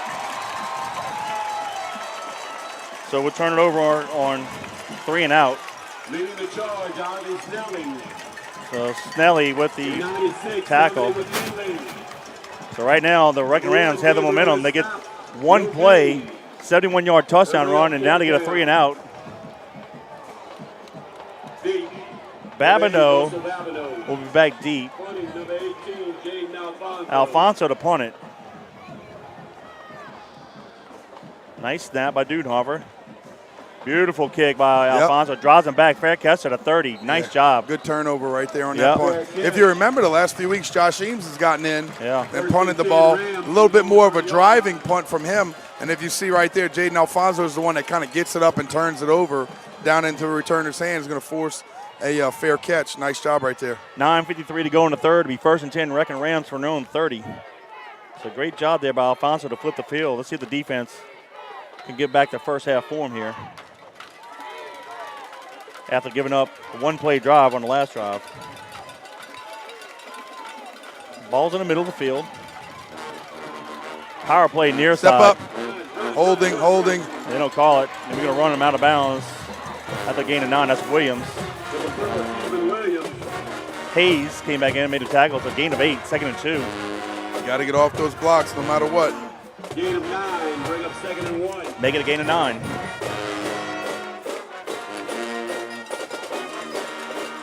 Well, we knew it would be a slobber knocker in a close ball game. So. Well, because of the physicality of last year, we knew that these guys are going to continue to fight through the fourth quarter.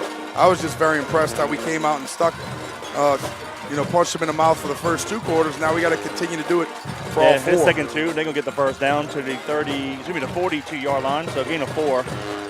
And right now, I tell you what, I think the Wreckin Ram coaching staff probably challenge their guys, because right now they're getting the better of our guys up front. Straight ahead. Bring up 2nd down.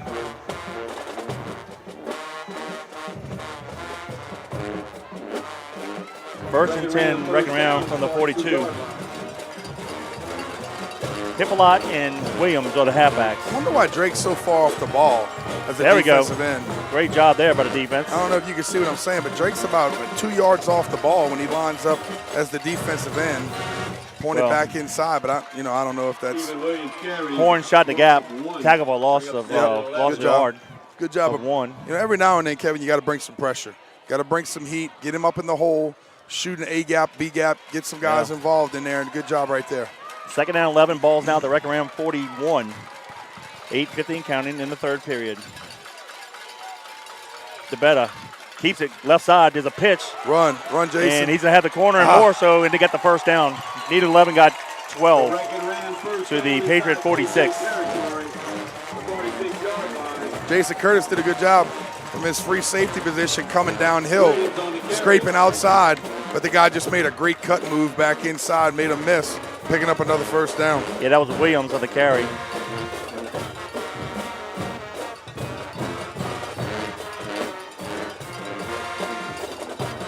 Hippolyte, and looks like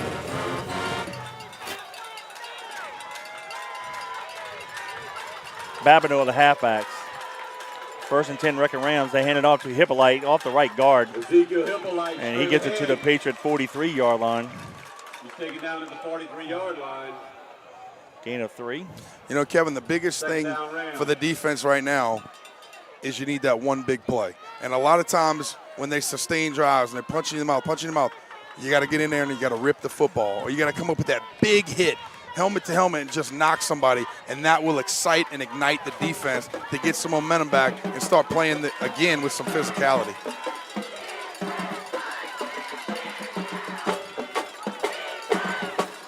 Second down, 6. Handoff up the middle. Short gain to the 40. Ball's out. Did we get it? They're going to say he's down. I'm definitely going to look at this replay. Short gain. Gain of 2 on the play. Yeah, the ball came squirting out. He may have been down, but we're going to take another look at it. See what we see here. Wow, that would have been huge there. Ball's at the 41-yard line. 3rd down and long 4. No, he's definitely not down. Definitely not down. Robbie slowed it down. The guy got spun. We raked the ball out. His butt was still in the air. Nothing was down. That's definitely a fumble. Yeah. Bad call. Thank you, Robbie. Hand it off. His option near side. He's going to pitch it. String it. We're going to string it out, and he is. Cut back. Oh my goodness. Going to have the first down. 3 of our guys. Oh, he planted his foot, went back inside, and made a nice move. He got the first down. He was in trouble, Danny. Would have been a loss of 3. Yeah, that and is got it to the 30-yard line. That's kind of the angles that we talk about tackling as a committee. We can't all be running in the same angle.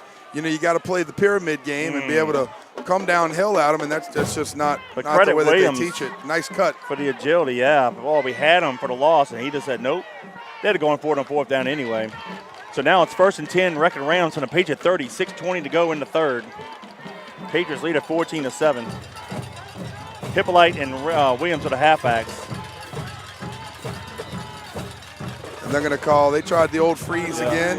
They're going to call timeout. And Kevin, the only thing that bothers me about that as an offense is you tried to freeze us just now when you had all the momentum on this series. Yeah. You know, you'll see it a lot in basketball. You got the momentum, you go down there and you dunk it in somebody's face twice, you're pushing it, the ball goes in the hole again. All of a sudden, you got to stop the momentum, call a timeout. But offensively, when you have the momentum, why try to freeze them first of all? You're running it down their throat, you're cutting back, you're making big plays. They froze themselves. Yep. So it's like ice the kicker. 6:12 to go in the 3rd. Timeout charge of the Wreckin Rams, but it's the Patriots 14, the Wreckin Rams 7. And the reason I say that is because now we get to call our guys to the sideline. Yeah. Give them some water. Hey, guys, take a deep breath. This is what we have to do. Coaches, get with them. Hey, maybe let's bring some pressure this time. Let's talk about something different, and let's go out here and play some different ball. Yep. All right, the ball's just inside the 30, between the 30 and the 29-yard line. 1st and 10, Wreckin Rams, 6:12 to go in the 3rd. Right now, the Wreckin Rams have the momentum. DeBetta hands it off to Hippolyte. Step up. There great you go. job of the Patriots defense. Now wrap up. Going to be a tackle for a Get that loss. ball out. Good job. A couple guys hit him, couldn't get him down. There but you then go, Jason. I like you ripping Horn, it out. Weibel, Curtis, and Turner. Michael Turner playing defense now. Yep. Loss of 5. 2nd and 15. So great job of the Patriots defense there. Oh, you know what? Turner's playing corner where Tyler Hayes would have been, I believe. Yeah. Well, Hayes came in here and got hurt. Did he? Okay. On that play, they got 8 yards. I don't want to see him out the game if we don't have to. But, yeah, Turner's in the game as a corner. We've seen him at safety in recent weeks. 5:30 and counting in the 3rd. DeBetta throws a pass near side. Caught by Davido. And Weibel gets him at the 30-yard line, so they get the 5 yards back. It's going to be 3rd down and 10. Kevin, I just want to see the corner attack more on something like that. Weibel's coming inside out. You got to come down with some force as a corner. If you see that ball thrown in the air, he crosses the line of scrimmage. You got to come up and use some force. Not time to jog and see it. You got to go. You got inside help from Weibel. You come outside and force it. 3rd and long with 4:50 and counting in the 3rd. And now that I see the replay, it wasn't that bad. Go out to the left. Go! Yes, sir. Nice job, Ackle. What a tackle for loss of 3 back to the 33. So now it's 4th and 13. They iced themselves. Defense, hey, after that timeout, defense stepped up, did the job. They're going for it. And this is good. Yeah, I was about to say, this is still that tricky part of the field. Yeah, because if your opponent goes in the end zone, you only net in 13 yards. So go for it. Great job there by Ackle. Come on, let's bring some pressure, go get them. Come on, defense, one more play. Watch some play action here. Get up, get in somebody's face, and let's go. 4:15 and counting. DeBetta. Ball. Back to pass. Going to be a fade near side, and it's going to be incomplete. He overthrew everybody. Yep, good job. Great job by the defense by bowing up. Great job. And we'll take it over. 1st and 10 at our own 34 with 4:09 to go in the 3rd. Great job, defense.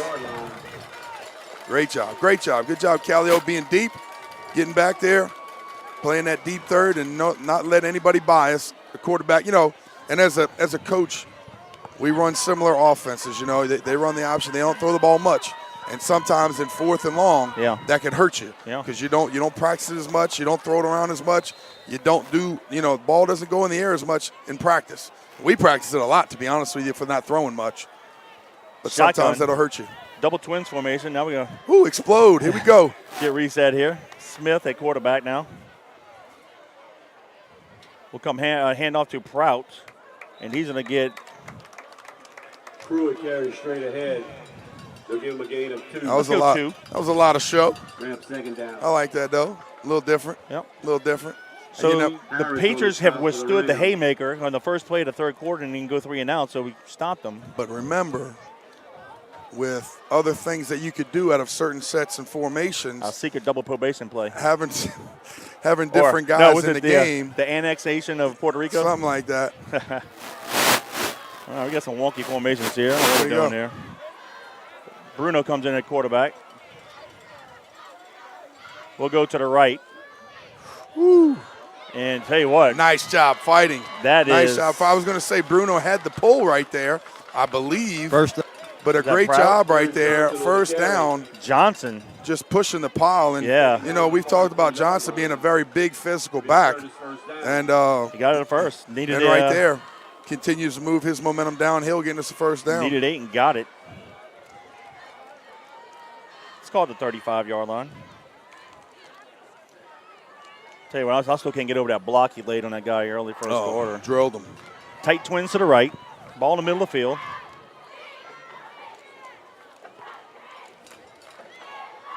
Option near side. There you go. We're going to do the pitch. Get upfield. And Gabriel's going to turn the corner for a slight gain to the 40. Is that the 48-yard line? Yeah. I'll tell you what, on that alignment. 48. On that alignment, I just want to base him down, hand it off, outside option, and go. Let's give him 3. They say 2nd and 6 on the scoreboard. All right, we'll go with that. Yeah. I think we got 4 right there. He's almost close to 7, but that's right. 2:40 to go in the third. He ran out of bounds. The clock stopped. Keep moving those chains. Tight twins to the right. Bruno at quarterback. We'll go to the right. Bruno kept it. We guessed. No gain. 2nd down 10. Yes. Got another penalty right here. All right, late nice flag. job. Yep. What happened? Their guy looked like they threw a punch. Yeah, it looked like he punched. Yep. You saw it, Gordon? Yeah, Yep. I seen it. I did too. They had a little extracurricular downfield, you going? and it looked like their guy did a little right hook. That'd be a big break for the Patriots because that'd be a 15-yard. Yeah, that we need. Yeah. If they talking about both players, they wrong. Yeah, no, I think our guy had him more locked up down the field, and then their guy kind of threw a right, There we go. a right slap or punch to the helmet. Here's the call. Please come to the tailgate area. Personal foul. Oh, they're going to call on both sides. Oh, baloney. Sure did. Baloney. Called it on both sides, offsetting. Not even close. So now it's going to be 3rd down and 6. Patriots from the 48 with 2:34. Throwing out the game. Well, let's just convert here. Jeez and Pete's. We have to get it to the Wreckin' Ram 46. I just hate that. If you're going to do that, just don't even call it. Just tell them, hey, it's okay. Don't worry about it. Yeah. Ridiculous. Down for the Patriots. All right, twins to the right. Bruno's one of the receivers. Let's see if we do a little trick play here. They're going to throw it to Bruno. Backs up wide open, has that pitch pass, and it's caught. Catch it. Come at on, the 25-yard line, but he fell down. Yep. Hey, oh, he was wide open. Could have scored we'll easily. take it. So we did a hit pass to the quarterback, playing receiver, and that was to Mitchell, but he didn't lead him far enough. But we'll take it. Well, this is what I'll say. That is a tough play for not a very good throw. Almost left him. The quarterback almost made it a lateral or a forward pass when we threw it initially. And then. But great job of Mitchell with catching it, though. Well, I was going to say, and then Dagan had to catch it up the field, step back, and then let the thing go in a hurry. That's not an easy job. No. Great conversion right there of Mitchell just coming back and catching the ball. Twins on the near side. Smith, the quarterback, option near side. Here's the pitch. And we don't get it. Barely, maybe a loss of 2. That's Kaheen Smith. Harris on the tackle. Kaheen Smith on the carry. Loss on the play. Yeah, all right, so they had the line of scrimmage at the 27, which I don't know how when we caught it and fell down to 25, but back to the 29, loss of 2, 2nd down 12. Jeff Jeremy Beasley and Mayor Scott Jan Richard. Please report to the tailgate area. Man, you know you're in Cajun country when they give out boudin for door prizes at the football game. Is that what they said? Yeah. Oh, that's funny. Tight twins to the right. 2nd down and long. Option. Oh, the pitch is behind us, so we can lose more yards. Back to the 30. Well, I can tell you this. 8-yard line. I'm not sure who it was, but he came out of nowhere right into the quarterback's face, and we had to pitch it quick. But, Kevin, we have to do a better job at the QB position, and I'm not just talking about our guys tonight. I've seen it over the past bunch of years. It's probably me too back when I played. You have to be able to peripherally see the pitch back and your relationship as you release the ball. Sometimes you got to kick it up and out in front of him to go get it, and that one was a little stiff and quick, which I understand because, like I said, I wasn't expecting that guy to be there as close as well. 3rd and 21 from the 38. Got to get to the 17-yard line. 35 seconds to go in the third quarter. Back to passes. Bruno fires it near side. It's caught at 19. For this to be 4th and 2. Definitely be manageable. Bruno, great job staying. He got hit after he threw it, but he's okay. Has to get them mark it at the 20-yard line. Hey, I tell you what. So it's going to be 4th and 3. Great anticipation by Bruno getting rid of the ball before Turner turned. Yes. He located it and then was able to tiptoe on the sideline. Great conversion for the Patriots. 18-yard pitch and catch. What do you have, Gordon? You have something for us, buddy? All right, we'll come back to you. Yeah, the mic's not working again. I got you. Hey, it worked right there. Worked now. How you doing? Good looking? Here we go. Tight twins to the right. Ball near hash mark. Bruno, quarterback, opposite to the right. Pitches it to Now Trout. go. Beat him with speed. Can he get the Beat corner? him with speed. He Hit it. has the corner. Hit it. Yes! He's got the first down and a couple more. Yes, sir. Yes, sir. He's near the 10. Is he inside the 10, Gordon? What effort by Prout. He's at the 9. Wow. First and goal for the 9. Fantastic job. Gain of 11. Danny, you hate to say a running back did it all by himself because he had some blocking, but he did it pretty much by himself. Well, let's talk about it. Initially, he had to outrun the guy running them down that had pitch. From inside out, the linebacker came down. He had to outrun him. Then we had an initial block. And then right there, he cut back inside. He's got a dominant cut play. We've already talked about that. Him being able to stick his back foot in the ground and get vertical. And then all of a sudden, he made another guy miss. And then he used some power trying to push the pile for another first down. And the third quarter comes to a close. So at the 3 quarters of play, it's the John Curtis Christian Patriots 14, the Acadiana Wreckin Rams 7. Well, I tell you what, that was some good action right there for the Patriots, being able to get in there, sustain this drive, and when we needed it, a nice pass for a very long completion, and then saying, you know what, tough territory, we're going to go for it on 4th down. We believe in our guys to get out there on the perimeter, make something happen with their feet. Some blockers downfield, outran them, made some cuts, positive yardage, first down Patriots. Good conversion. Score and recap. The halftime score was Patriots 14, Wreckin Rams 0. Wreckin Rams got the opening kickoff.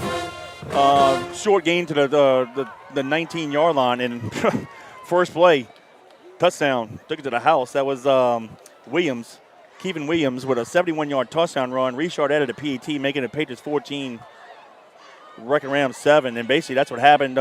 They turned the ball over, got it back to us, and here we are, our second possession of the second half. We started this drive at the Patriot 34-yard line after a good stop and burned to 4:09 of the third quarter. So here we are, first and goal Patriots going left to right from the Wreckin Ram 9-yard line with basically 12 minutes to go in the ball game. Got to get points here. Remember, last week we tried to do the reverse down here. Should we do it again? Bruno is one of the receivers of the tight twins. We'll come near side. And short gain. Let's give him on the carry. Gabriel on the carry. Gain of 1, he'll bring up 2nd and goal. 1 to the 8. So it's 2nd goal from the 8-yard line.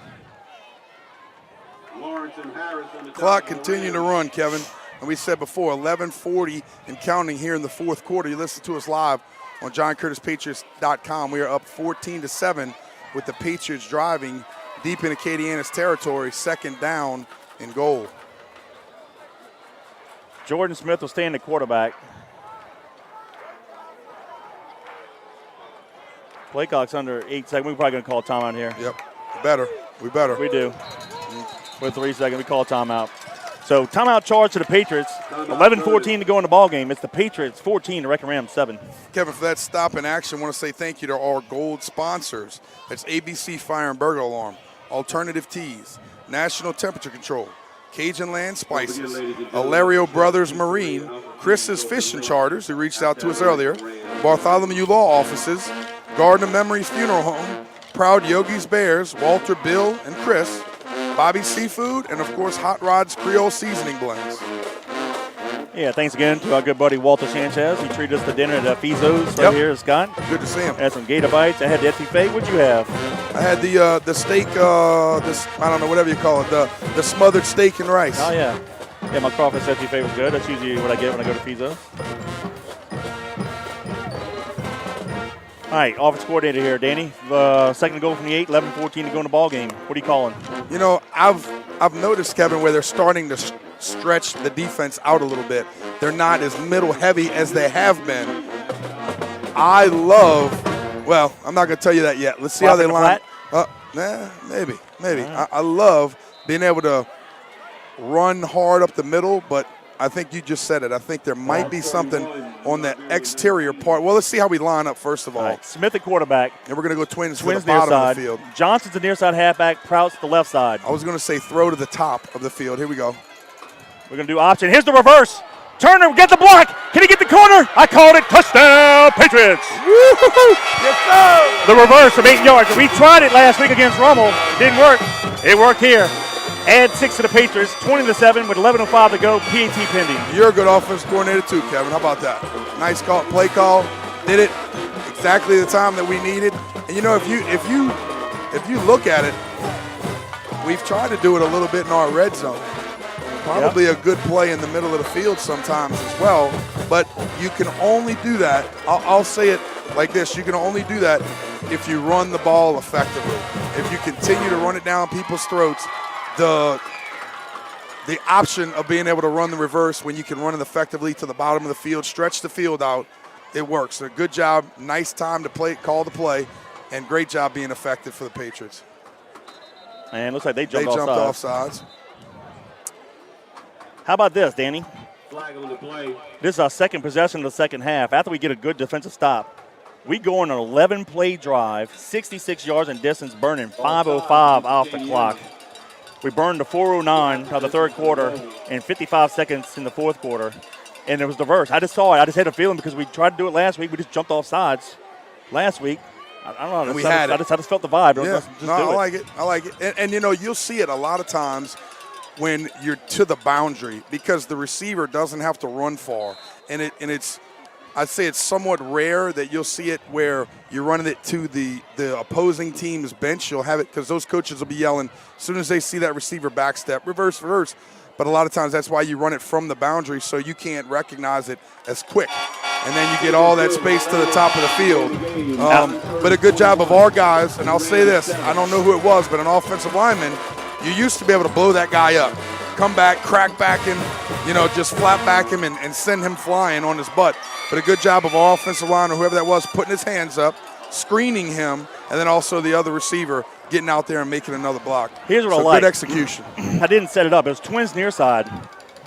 Turner was the outside receiver. We sent the inside receiver, Mitchell, in motion, like the old 16 ops we used to do, and like he's going to come and crack. And we came with the option as if he was. But then Turner came as the outside receiver. He came and undercut the pitch back, caught the pitch, and had the wide open field. You could study tendencies, of obviously the option, a lot of different things to do. But when you change up the looks, like you mentioned, and you do it out of different packages and you do it out of different motions, you can't prepare for that. You could try to study tendencies. What are the things that they do? But like you mentioned, good job of changing the look up and running the same play. Alfonso to kick it off left to right. Near side halfback is Hippolot. Far side halfback is Babineau. 11:05 to go in the ball game. The Patriots lead by 14. It looks like we do a short sky kick. We might catch it. Ooh. Oh, we almost stole it. Couldn't get it. Went out of bounds. That's okay. A little too far to the boundary, but I like the idea. Yes. Because their second level guys weren't around. We're probably 25 yards back from the first level. It looked like we had a lot of room. I like the design. Just kicked it a little too far out there. Boy, if we could have got that and stole a possession, that would have been nice. Huge. Trying to see. I can't tell who that end is on that far side. That might have been Turner. Couldn't tell, but it looked like it might have been 6 on the replay.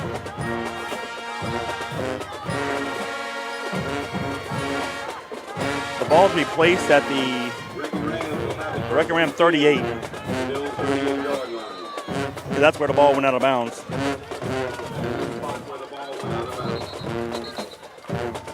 official timeout. The PA announcer had to let them know too, huh? What are we doing? They moved it back a yard to the 37.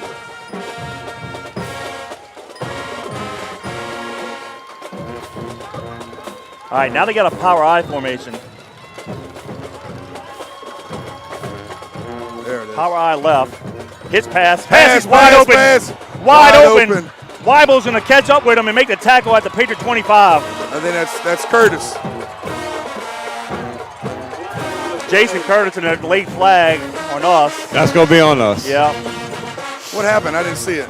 Late hit? Yeah, when the guy was on the ground, we tried to hurdle him, and he got up and ran into us. Oh, okay. But, man, we just blew that coverage. Wow. Watch right here.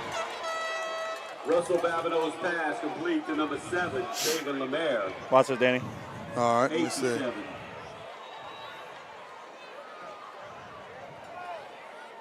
Oh, geez, that was about as unintentional as you Yeah, can get. they waved it off. They waved it off. That's the right call. Good. That's the right call. Well, that's kind of silly. Yeah. Our guys got to avoid So the him. ball's I at the don't know why Patriot you 26-yard line, but I jump prefer if we over cover the guy. It was basically a hit. It was a toss sweep. We came up for run support, and they let the receiver go. Well, they said we got one of those too, right? It did. They got us. All right, 1st and 10, Wreckin Rams from the Patriot 26. 10:46 and counting in the ball game. And it's heavy run teams. Those are the ones that you have to make count. We both did. They handed off the left guard. He's got a huge hole up the middle. Yep. And it's a big rugby scrum. Williams to the Patriot 13-yard line, 1st and 10, Wreckin Rams. He just hit behind the big offensive lineman, and they just pushed us backwards. Yep. Credit them. They won that battle. Now they move back to the 14-yard line. So 1st and 10, Wreckin Rams from the 14. 10-20 and counting.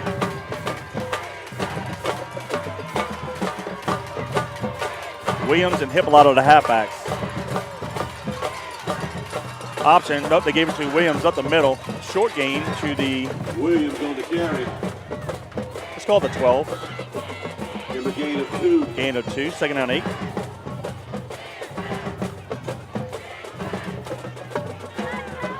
Under 10 minutes, 9:50 and counting. We're in the 4th quarter. Patriots 21, Wreckin Rams 7. Pretty good job by our guys a few times tonight, just shooting the gap, getting in the backfield, making some plays. But similar to our offense, they're just such a quick hitting. Lawrence is number 14. He's not the linebacker. He's a short dude. He's the right halfback. They're going to hand it off to. Good job at the front. Yep, great job. Maybe a yard. Williams got it. More to her. You know, Kevin, the only thing I'll say, the only question I have is when they get set, is the whole offense set for a complete second? Because a few times when the offense gets set, they snap it right away. Yeah. And really, you're supposed to be set for a complete second before you snap the ball. I'm not really complaining. I'm just saying it's something to look at.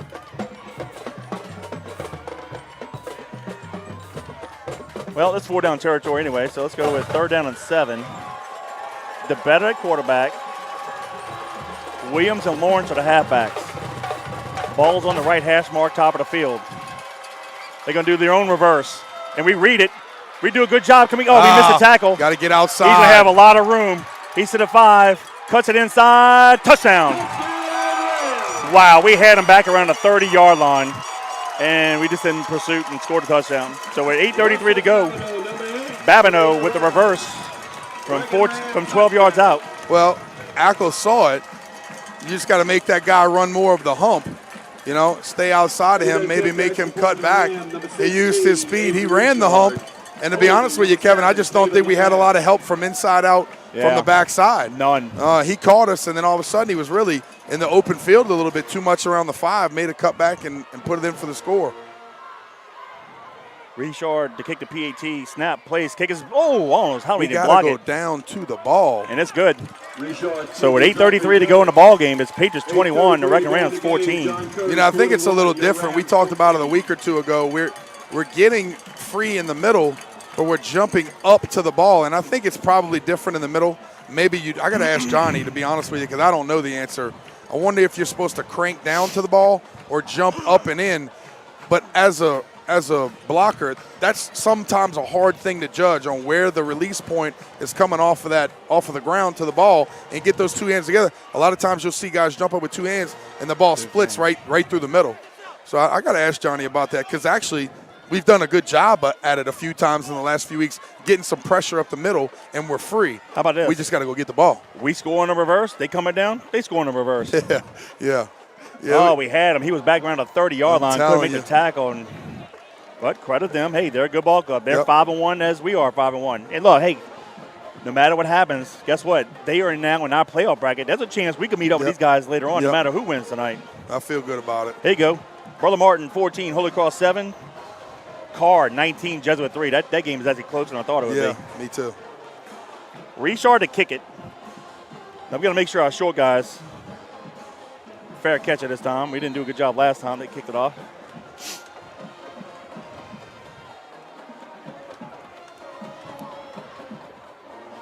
They're going to kick it deep. Get it and go. Smith from the 5. Go. 10, 15, 20. Nice middle return. 25, 30. Go. Hit it. Oh, what nice a run job. to the Nice 40-yard line. He's down. He's down. He was down. Been down. Yes, sir. He was down. We'll take it that way. We'll take it that way. He was down. That coach is jumping we'll back. He's down. That way. Good. I like it. What a return by Smith. Great job hitting it. They're going to say the 44-yard line. Well, that's see the 5? That's a 39-yard return. Nice job. I'll watch the replay, Kevin, to see, but I'm pretty sure he was down. No, he was down. Now, as I watched the replay last time on I believe it was their offensive series, their guy was not down. Gabriel and Proud of the halfbacks. Bruno, the quarterback. You called it. I'm going to watch the replay. Tight twins to the left.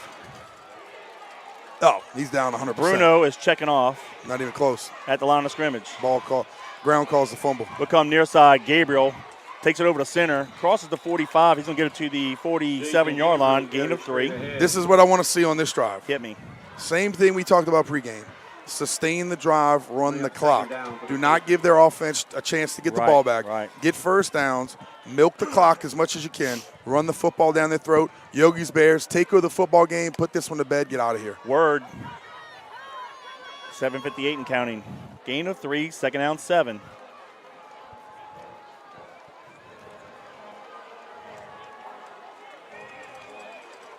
All right, Gabriel and Johnson on the halfbacks. We'll stay with the tight twins left. Hurry 4 up. seconds on the play clock. Hurry up. 2 seconds.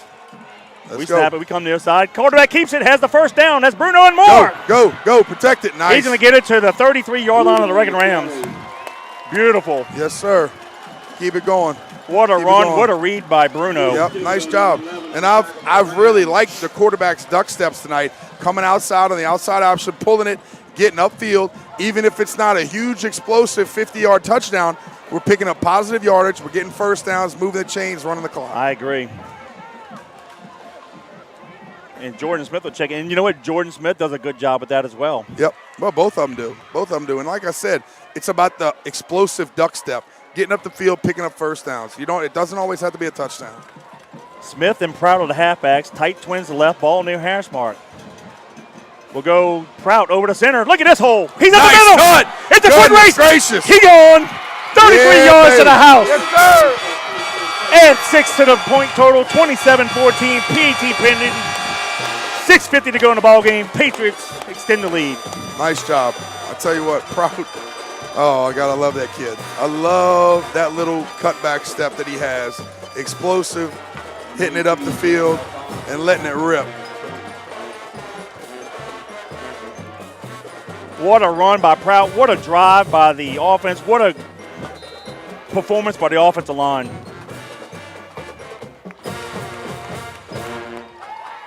Yep, we are building on that momentum from last week's victory. I'm telling you, we're getting better and better every week, and the rest of Louisiana needs to take notice.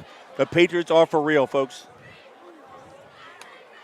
Alfonso to add to PAT. Snap, plays, kick is up. Late flag. It's good, I think, because they hurdle the center. Can't do that. So right now, it's 28-14, but let's see what the flag is on.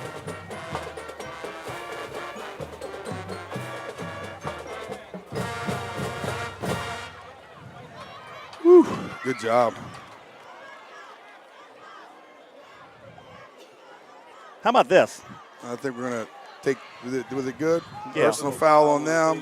So 28-14 Patriots. Danny, after the Wreckin Rams answer our touchdown drive with a touchdown drive, what do? We get a 39-yard kickoff return to the 44-yard line. 3 plays, 56 yards in distance, 1:30 off the clock. 7 more points on the board. The official, Kevin, made the call that it was a personal foul, and he pointed our way. But it was on Acadiana, correct? They hurdled the center. You can't do that. But he said we're going to enforce it on the kickoff. He just pointed it Oh, out. okay. I sure hope so. All right. Making sure. I keep these guys straight sometimes. So the Patriots go back to a 14-point lead. But what a way to answer. 6:50 to go. Now that puts the pressure on Acadiana because they're not really a passing team. Right. And but we can't allow the quick strike like they had on the first play. Exactly right. That's what I was going to say. You got to force them into second, third, fourth down situations where the clock continues to run. You can't allow them 1st and 10, run the ball for 10 yards, stop the clock with a first down. You got to be able to force them into third down situations where the clock continues to run. And then obviously we'd love to force them into a punting situation. A lot of times tonight they've gone for it on 4th down with their offense, 4th and short. So we'll see how this defensive series for the Patriots shakes up. But you're listening to us live on JohnCurtisPatriots.com. 6:50 left in the ball game. We are up 28-14. Since we're in Acadiana, hot boudin, cold couscous. Go Patriots, push, push, push. How about that, huh? I like that. Work that caboose. I like that. La Grand Bleu. Man, where's this guy from? River We're Ridge? going to kick this off from the Wreckin Ram 45. Now, Danny, here's what I like to try to do. Let's do that sky kick we just did before and try to steal it down. Well, and that was one of the things. I think we've had good kicking coverage all night, and then we went with the sky kick. Right now would be a better situation, but the field has now shrunk a bit to be able to attack it. So I think he's just going to kick it through the goalpost if he can. Yeah, he was. Is it good? Is it good? Nope. Pushed it right. He synced it right. That's right. So Alfonso kicks it out the end zone. So with 6:50 to go in the ball game, the Wreckin Rams will take it over 1st and 10 at their own 20. The Patriots lead at 28-14, and this game is far from over. Yep. I just noticed behind there, look at that big Wreckin Ram statue they got. That's beautiful. Man, that thing's nice. I like to see that one on the mountain one day. We need to get a Patriot, a bronze Patriot. Ooh, but what would it look like, though? That's the thing. A fighting Patriot. Like, what does that mean? Like Coach Corey? With the hair popping out the back of the collar? Nah. We'll let you model it. Yeah, right. Twins near side. DeBetta back to pass. Play action. Pass. Go get him.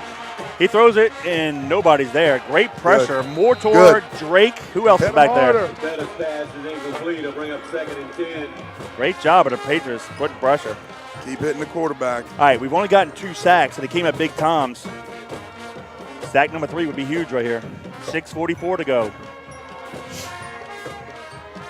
This is the number 6 ranked Acadiana Wreckin Rams versus the number 7th ranked Patriots. And I tell you, we secure victory tonight. The rest of 5A needs to take notice. Yep, 100%. The big blue is for real. All right, they flip the formations. Twins to the top of the field now. 2nd down 10 from the 20. They're confused. Delay game. Yep. Back them up 5. It'd be 2nd and 15 now. They couldn't get lined up. And DeBetta, the quarterback, totally lost track of the play clock. Remain 2nd down. 2nd and 15. Oh, if you're a coach on the Acadian side, that'll drive you crazy. You're in a situation to try to go down there and score some points, and then you get a delay of game penalty. I have felt, I'll talk after the game, but I'm going to say we have played so much better after that Oak Grove ball game. That close victory gave us so much confidence. Yeah. Still 6:40 to go in the ball game. Pass. Under pressure. Oh, he dropped the ball and he fell on it at the 12. Wow. Danny, he could have run and he'd have had a lot of yards near side, but he just dropped the ball. Well, I think we had DeBetta, the quarterback, did. I think we had one defender, maybe Jason Curtis to the bottom, but yeah, he was one-on-one with him with some room to work, and I think the quarterback just got excited, tried to tuck it, and they're going backwards. Kicked it out. It'll be 3rd and 18. They have to get it to the 30. Oof. All right. No dumb penalties here to give them an automatic first down. 6 minutes to go. Ball in the near hash mark. DeBetta. Option. Now they hand it off to the halfback on the right side. Short gain to the 15. So now it's going to be 3rd and 15. Williams on the carry. Which is, again, They got to go for it here. not a problem, but maybe an issue when you're a run-heavy team like Yeah. this, and the Patriots, when it's 2nd and 3rd and long, and you run the option, hey, you might only get a couple yards. they're Now gonna it's punt going to be 4th and long. You're going to punt it. With Well, 5:27 and counting. Obviously, you got to be thinking ball key. You got to be thinking watch out for the fake.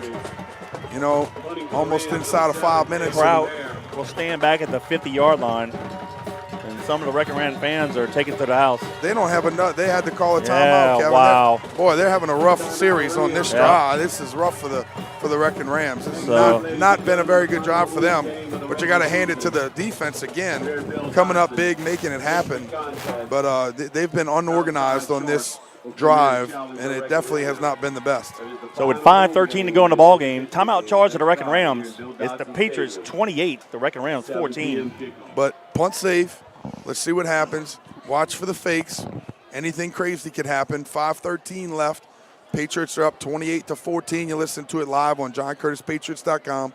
Been a beautiful Friday night over here in Acadiana, in Scott, Louisiana. Not Hey, a bad drive for us, but a Give lot a of shout people. out to Benji Kempton watching us in Pittsburgh. Oh, what's up, Benj? David Tapman, class of 80, watching from Lake Washita in Arkansas.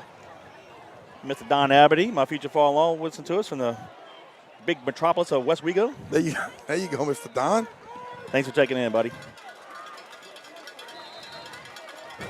All right, their punter's going to stand at the goal line. Now here's a time for that high snap out of the back of the end zone for a safety. Lemaire to punt it. That's a high snap. Oh, he caught it this time. High punt. Prout with a fair catch at the 43. Yeah, nice got job. it. So with 5:07 to go in the ball game, 1st and 10 Patriots at the plus 43-yard line.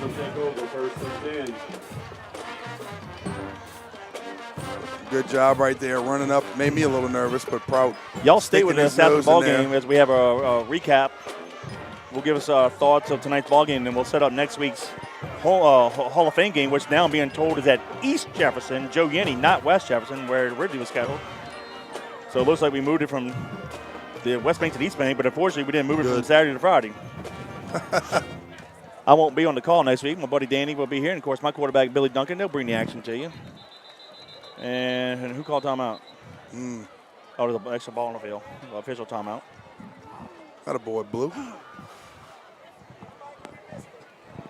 So if you're in the area, come watch the Patriots and St. Aug play next Saturday at 2 o'clock at East Jefferson.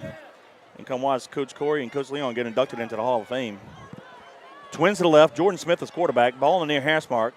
Power play near side. That's Johnson. He's to the 40. Wrap it up. And he gets slung down at the 35-yard line. And that's a gain of about 8. Harris on the tackle. Number 34, Aaron Johnson on the carry. They're going to give him a gain of 7. Well, let's talk a little bit right now while we got some time. Yeah. In recent years, we found the way, and not say the last 2 years, found the way to not secure victory in tight ball games. Whether it be defense not holding them, special team mistake, or what have you. Fumble at the goal line, you know.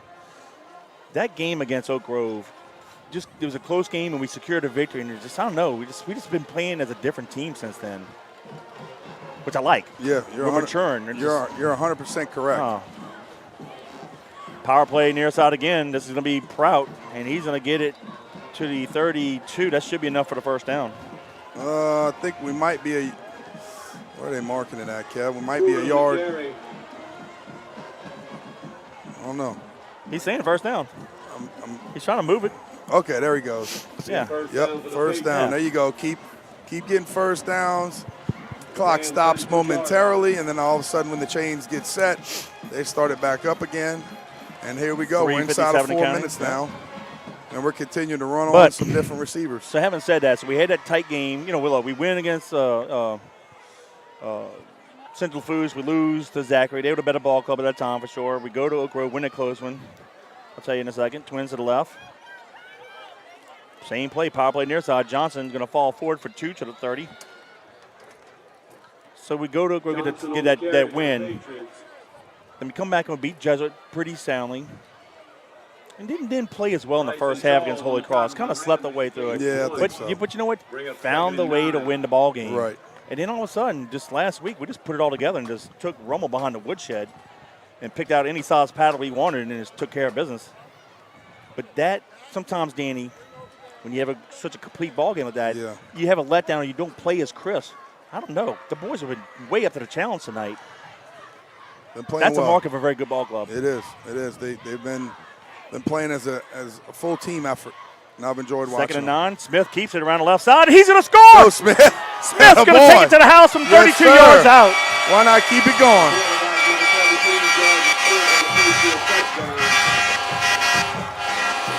So with 2:48 to go in the ball game, the Patriots extend their lead 34-14 with the PAT pending. And I tell you, when people see this score around the state, they're going to be shocked. I'm telling you, man, what a great effort by the Patriots. And I was thinking in my head, I didn't want to say it, but it would be nice to get 7 more points on this drive. And we're going to do that. And then, just like you said, Kevin, hopefully we knock this extra point through. And 35-14 will stifle a lot of people from playing a team like Acadiana and the ball club that they always are. We're building something here special. And, join us, get on the bandwagon, or get out the way. Here's the PAT. Snap, plays, kick is up. And it's good. So with 2:48 to go in the ball game, it's the Patriots 35, the Wreckin Rams 14. And I hope all of you guys are listening and are very proud of what the program has going on this year. You know, I'd say in the past few years, around the Catholic League, a lot of the teams had, I'd say especially when we first joined, Kevin, a lot of those teams had some very good ball clubs, probably some of the better teams that they've ever had in their school's history. And we struggled at times, and we struggled a little bit. And I think there was going through a little bit of maturation process. Yeah, maturation, a little bit of build back, and guys maturing and understanding the way that we want things to get done, and understanding coaching, and had some tough conversations and went through some growing pains. And I think it's showing on the field that these guys are really starting to believe in themselves. Randy Mathern checking in from Bayou Goss. Appreciate you. Danny, that was a 4-play drive going 43 yards in distance, 2:19 off the clock. Jordan Smith with a 32-yard quarterback keeper around the left end. And Alfonso's PAT makes it Patriots 35, Wreckin Rams 14 with 2:48 to go in the ball game. My mom said cute cheer, Kevin. That cheer was. Tell you what. Unfortunately, Don's is closed. I'd treat you to a couple links of boudin for the ride home. Go. Alfonso kicks it. Go. It's going to drop. It's going to drop. Yep. Oh, it's inside the 5. It's still rolling. Oh, my goodness. They pick it up at the 3. We're going to tackle him at the 2. Wow, what a mistake. What a mistake by the Wreckin Rams. They got the ball at their own 2-yard line. That's why you don't let the ball play. You can't let the ball bounce. You play just can't. You can't do it. Wow. That was, I'd say, a middle of the field, kind of a deeper sky kick, and the returner just didn't get to the ball. You got to recognize that thing like a center fielder and charge it right away and hit it with a full head of steam. Actually, that's the kind of ball that you want as a returner, to catch it with a full head of steam going downhill. 5-yard line. Give a shout out to Hot Rods, Roddy Beloso down in the Paris. Hot Rods Creole. He'll be give him a shout out after post. Yeah, he'll be our post game sponsor. Appreciate you, Rodney. They do a handoff off the left guard. Ball's on the ground. And did we get it? Patriot ball. Jason Curtis comes up with it. And the Patriots have it. John Curtis recovers. We have an Put 7 more on the board, Kevin. Let's go. Wow. Wow. The last couple minutes for Acadiana, it just couldn't go any worse for them. I hate to say they're imploding, but they're not playing well. Look, that ball came out for sure. Yep. Jason Curtis jumped over. But you know what? The running back was running hard. We punched it out. Fight for some extra yardage. So with 2:32 to go in the game, we're going to have the ball at the plus 15-yard line, I believe. Wow. I'm not surprised about this. And here's why I say that. And this is totally no disrespect to Acadiana.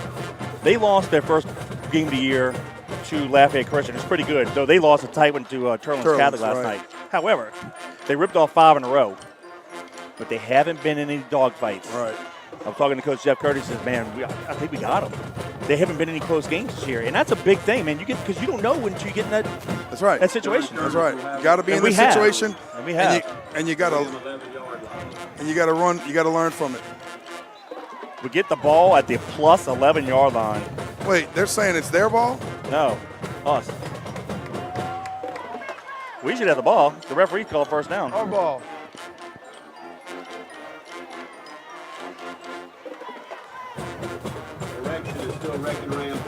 Wait, how's it their ball? Now they're giving it back to Acadiana. No, that ball came out. Watch. It comes out. It's out. Terrible call.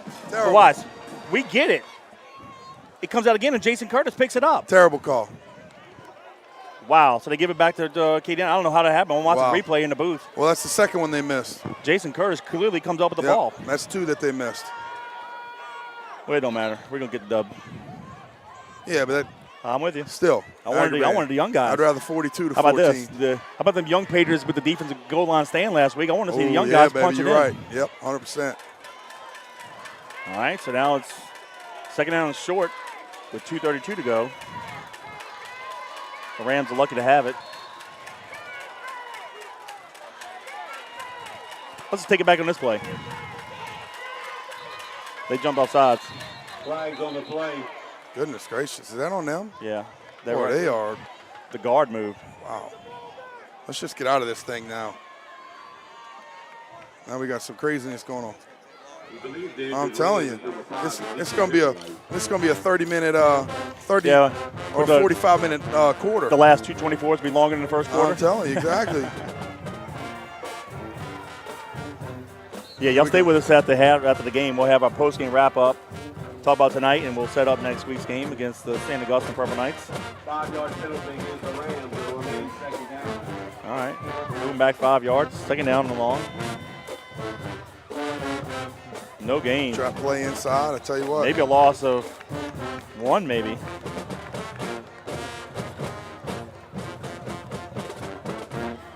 Got some younger guys in the game. Looks like the Lat and Curtis at middle linebackers. And good to see them in the game as well. I'm with you, though. I'd have liked our young Patriots to punch it in this time, especially on a fumble that you know that you forced and you got. But let's see these young defenders play fast. Third and very long. Here's a pass attempt. Now the quarterback's going to keep it, and he's going to have the first down. And he runs over our defensive back at the 20-yard line. He's taken down at the 20-yard line. It's a Wreckin Ram first down. Had Jason Curtis on the tackle. Yep. 1:24 to go. Got to the 20, first and 10, but it's a moot point by now. Run the clock. There you go.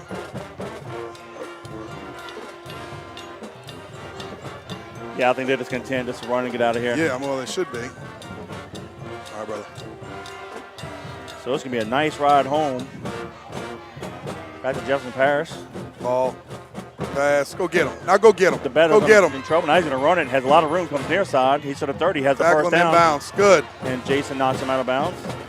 He's inbound. 55 seconds to go. Yep. He got enough for the first down. Yep. They quickly line up.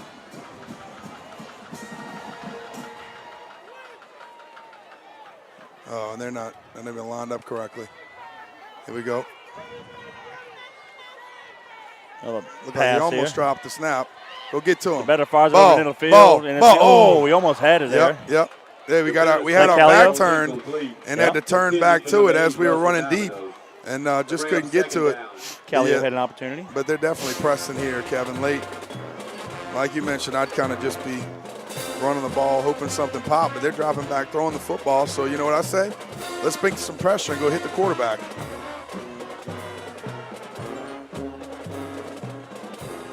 Send them.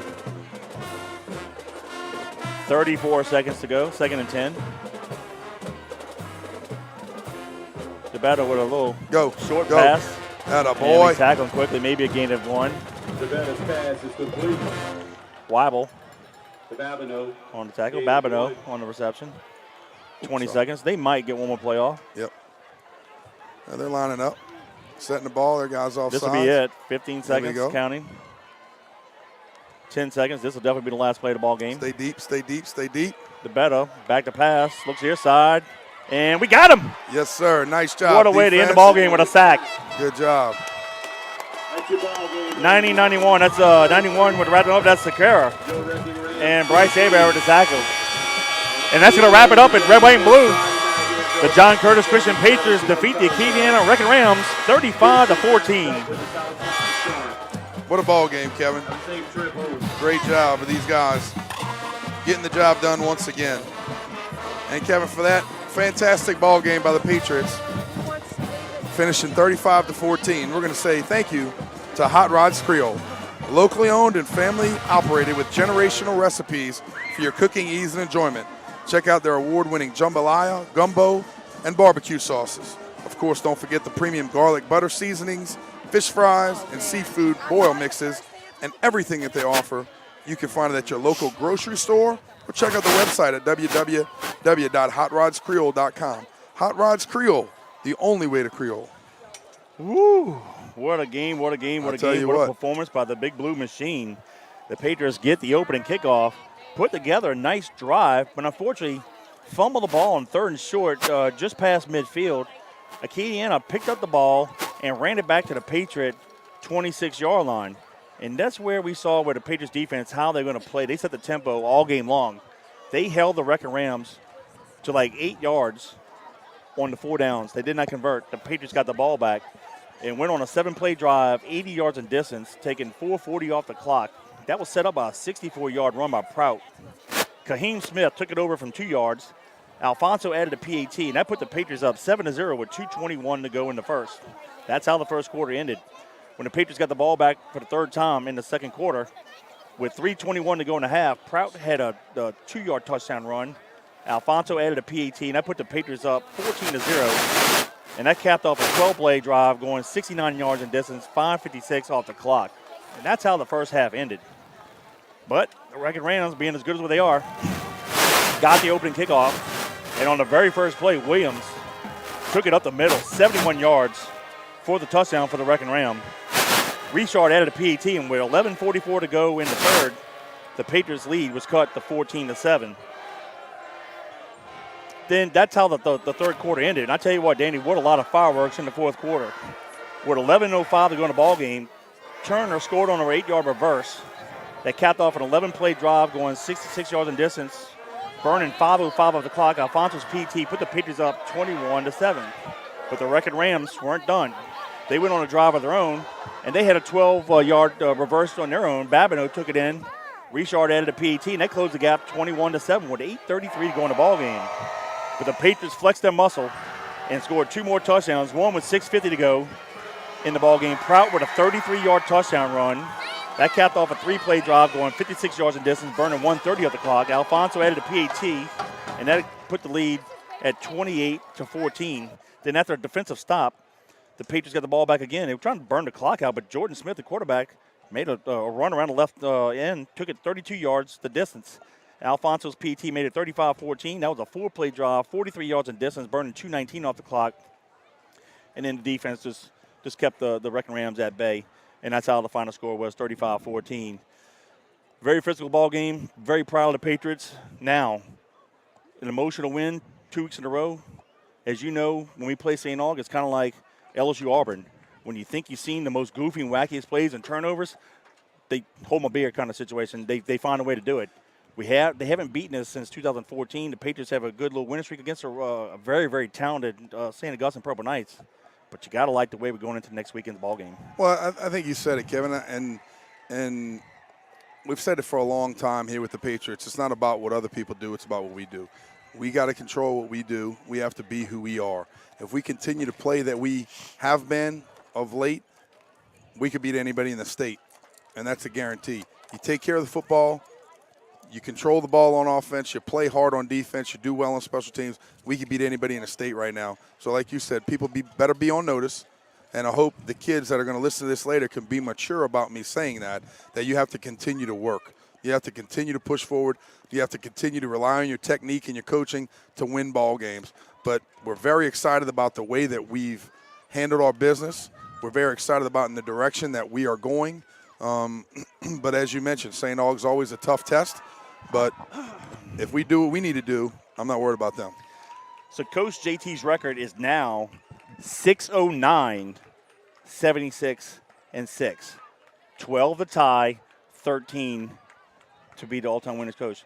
We got 3 regular season games and a playoff game, so we're guaranteed 4 more games. Danny, we make a decent run, we can get that magic number into single digits. Next year might be the year where he gets the record. Yep, that would be fantastic. So I like the way we're playing right now. All right, if you are available next Saturday, October 22nd, it is Hall of Fame week. We want you to show up for the game anyway. Support the Patriots. They deserve it. We are 3-0 in district play. We have St. Aug, then Brother Martin, and we close out with Carr. Danny, we have a chance to win the district. We run the table.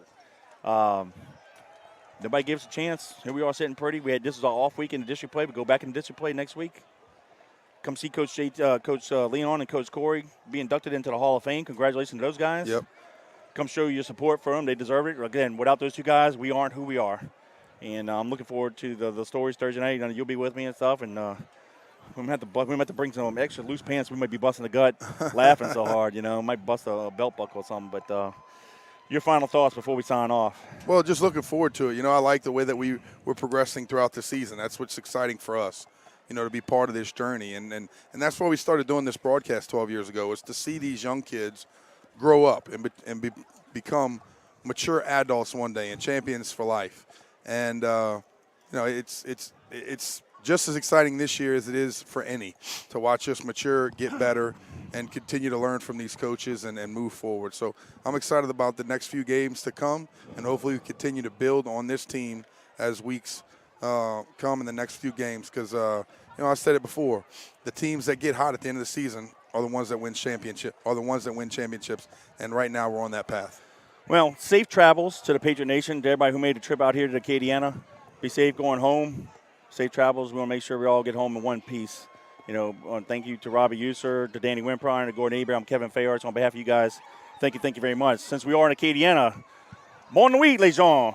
Allez, Grand Bleu. Good night, people. Go be blue. God bless.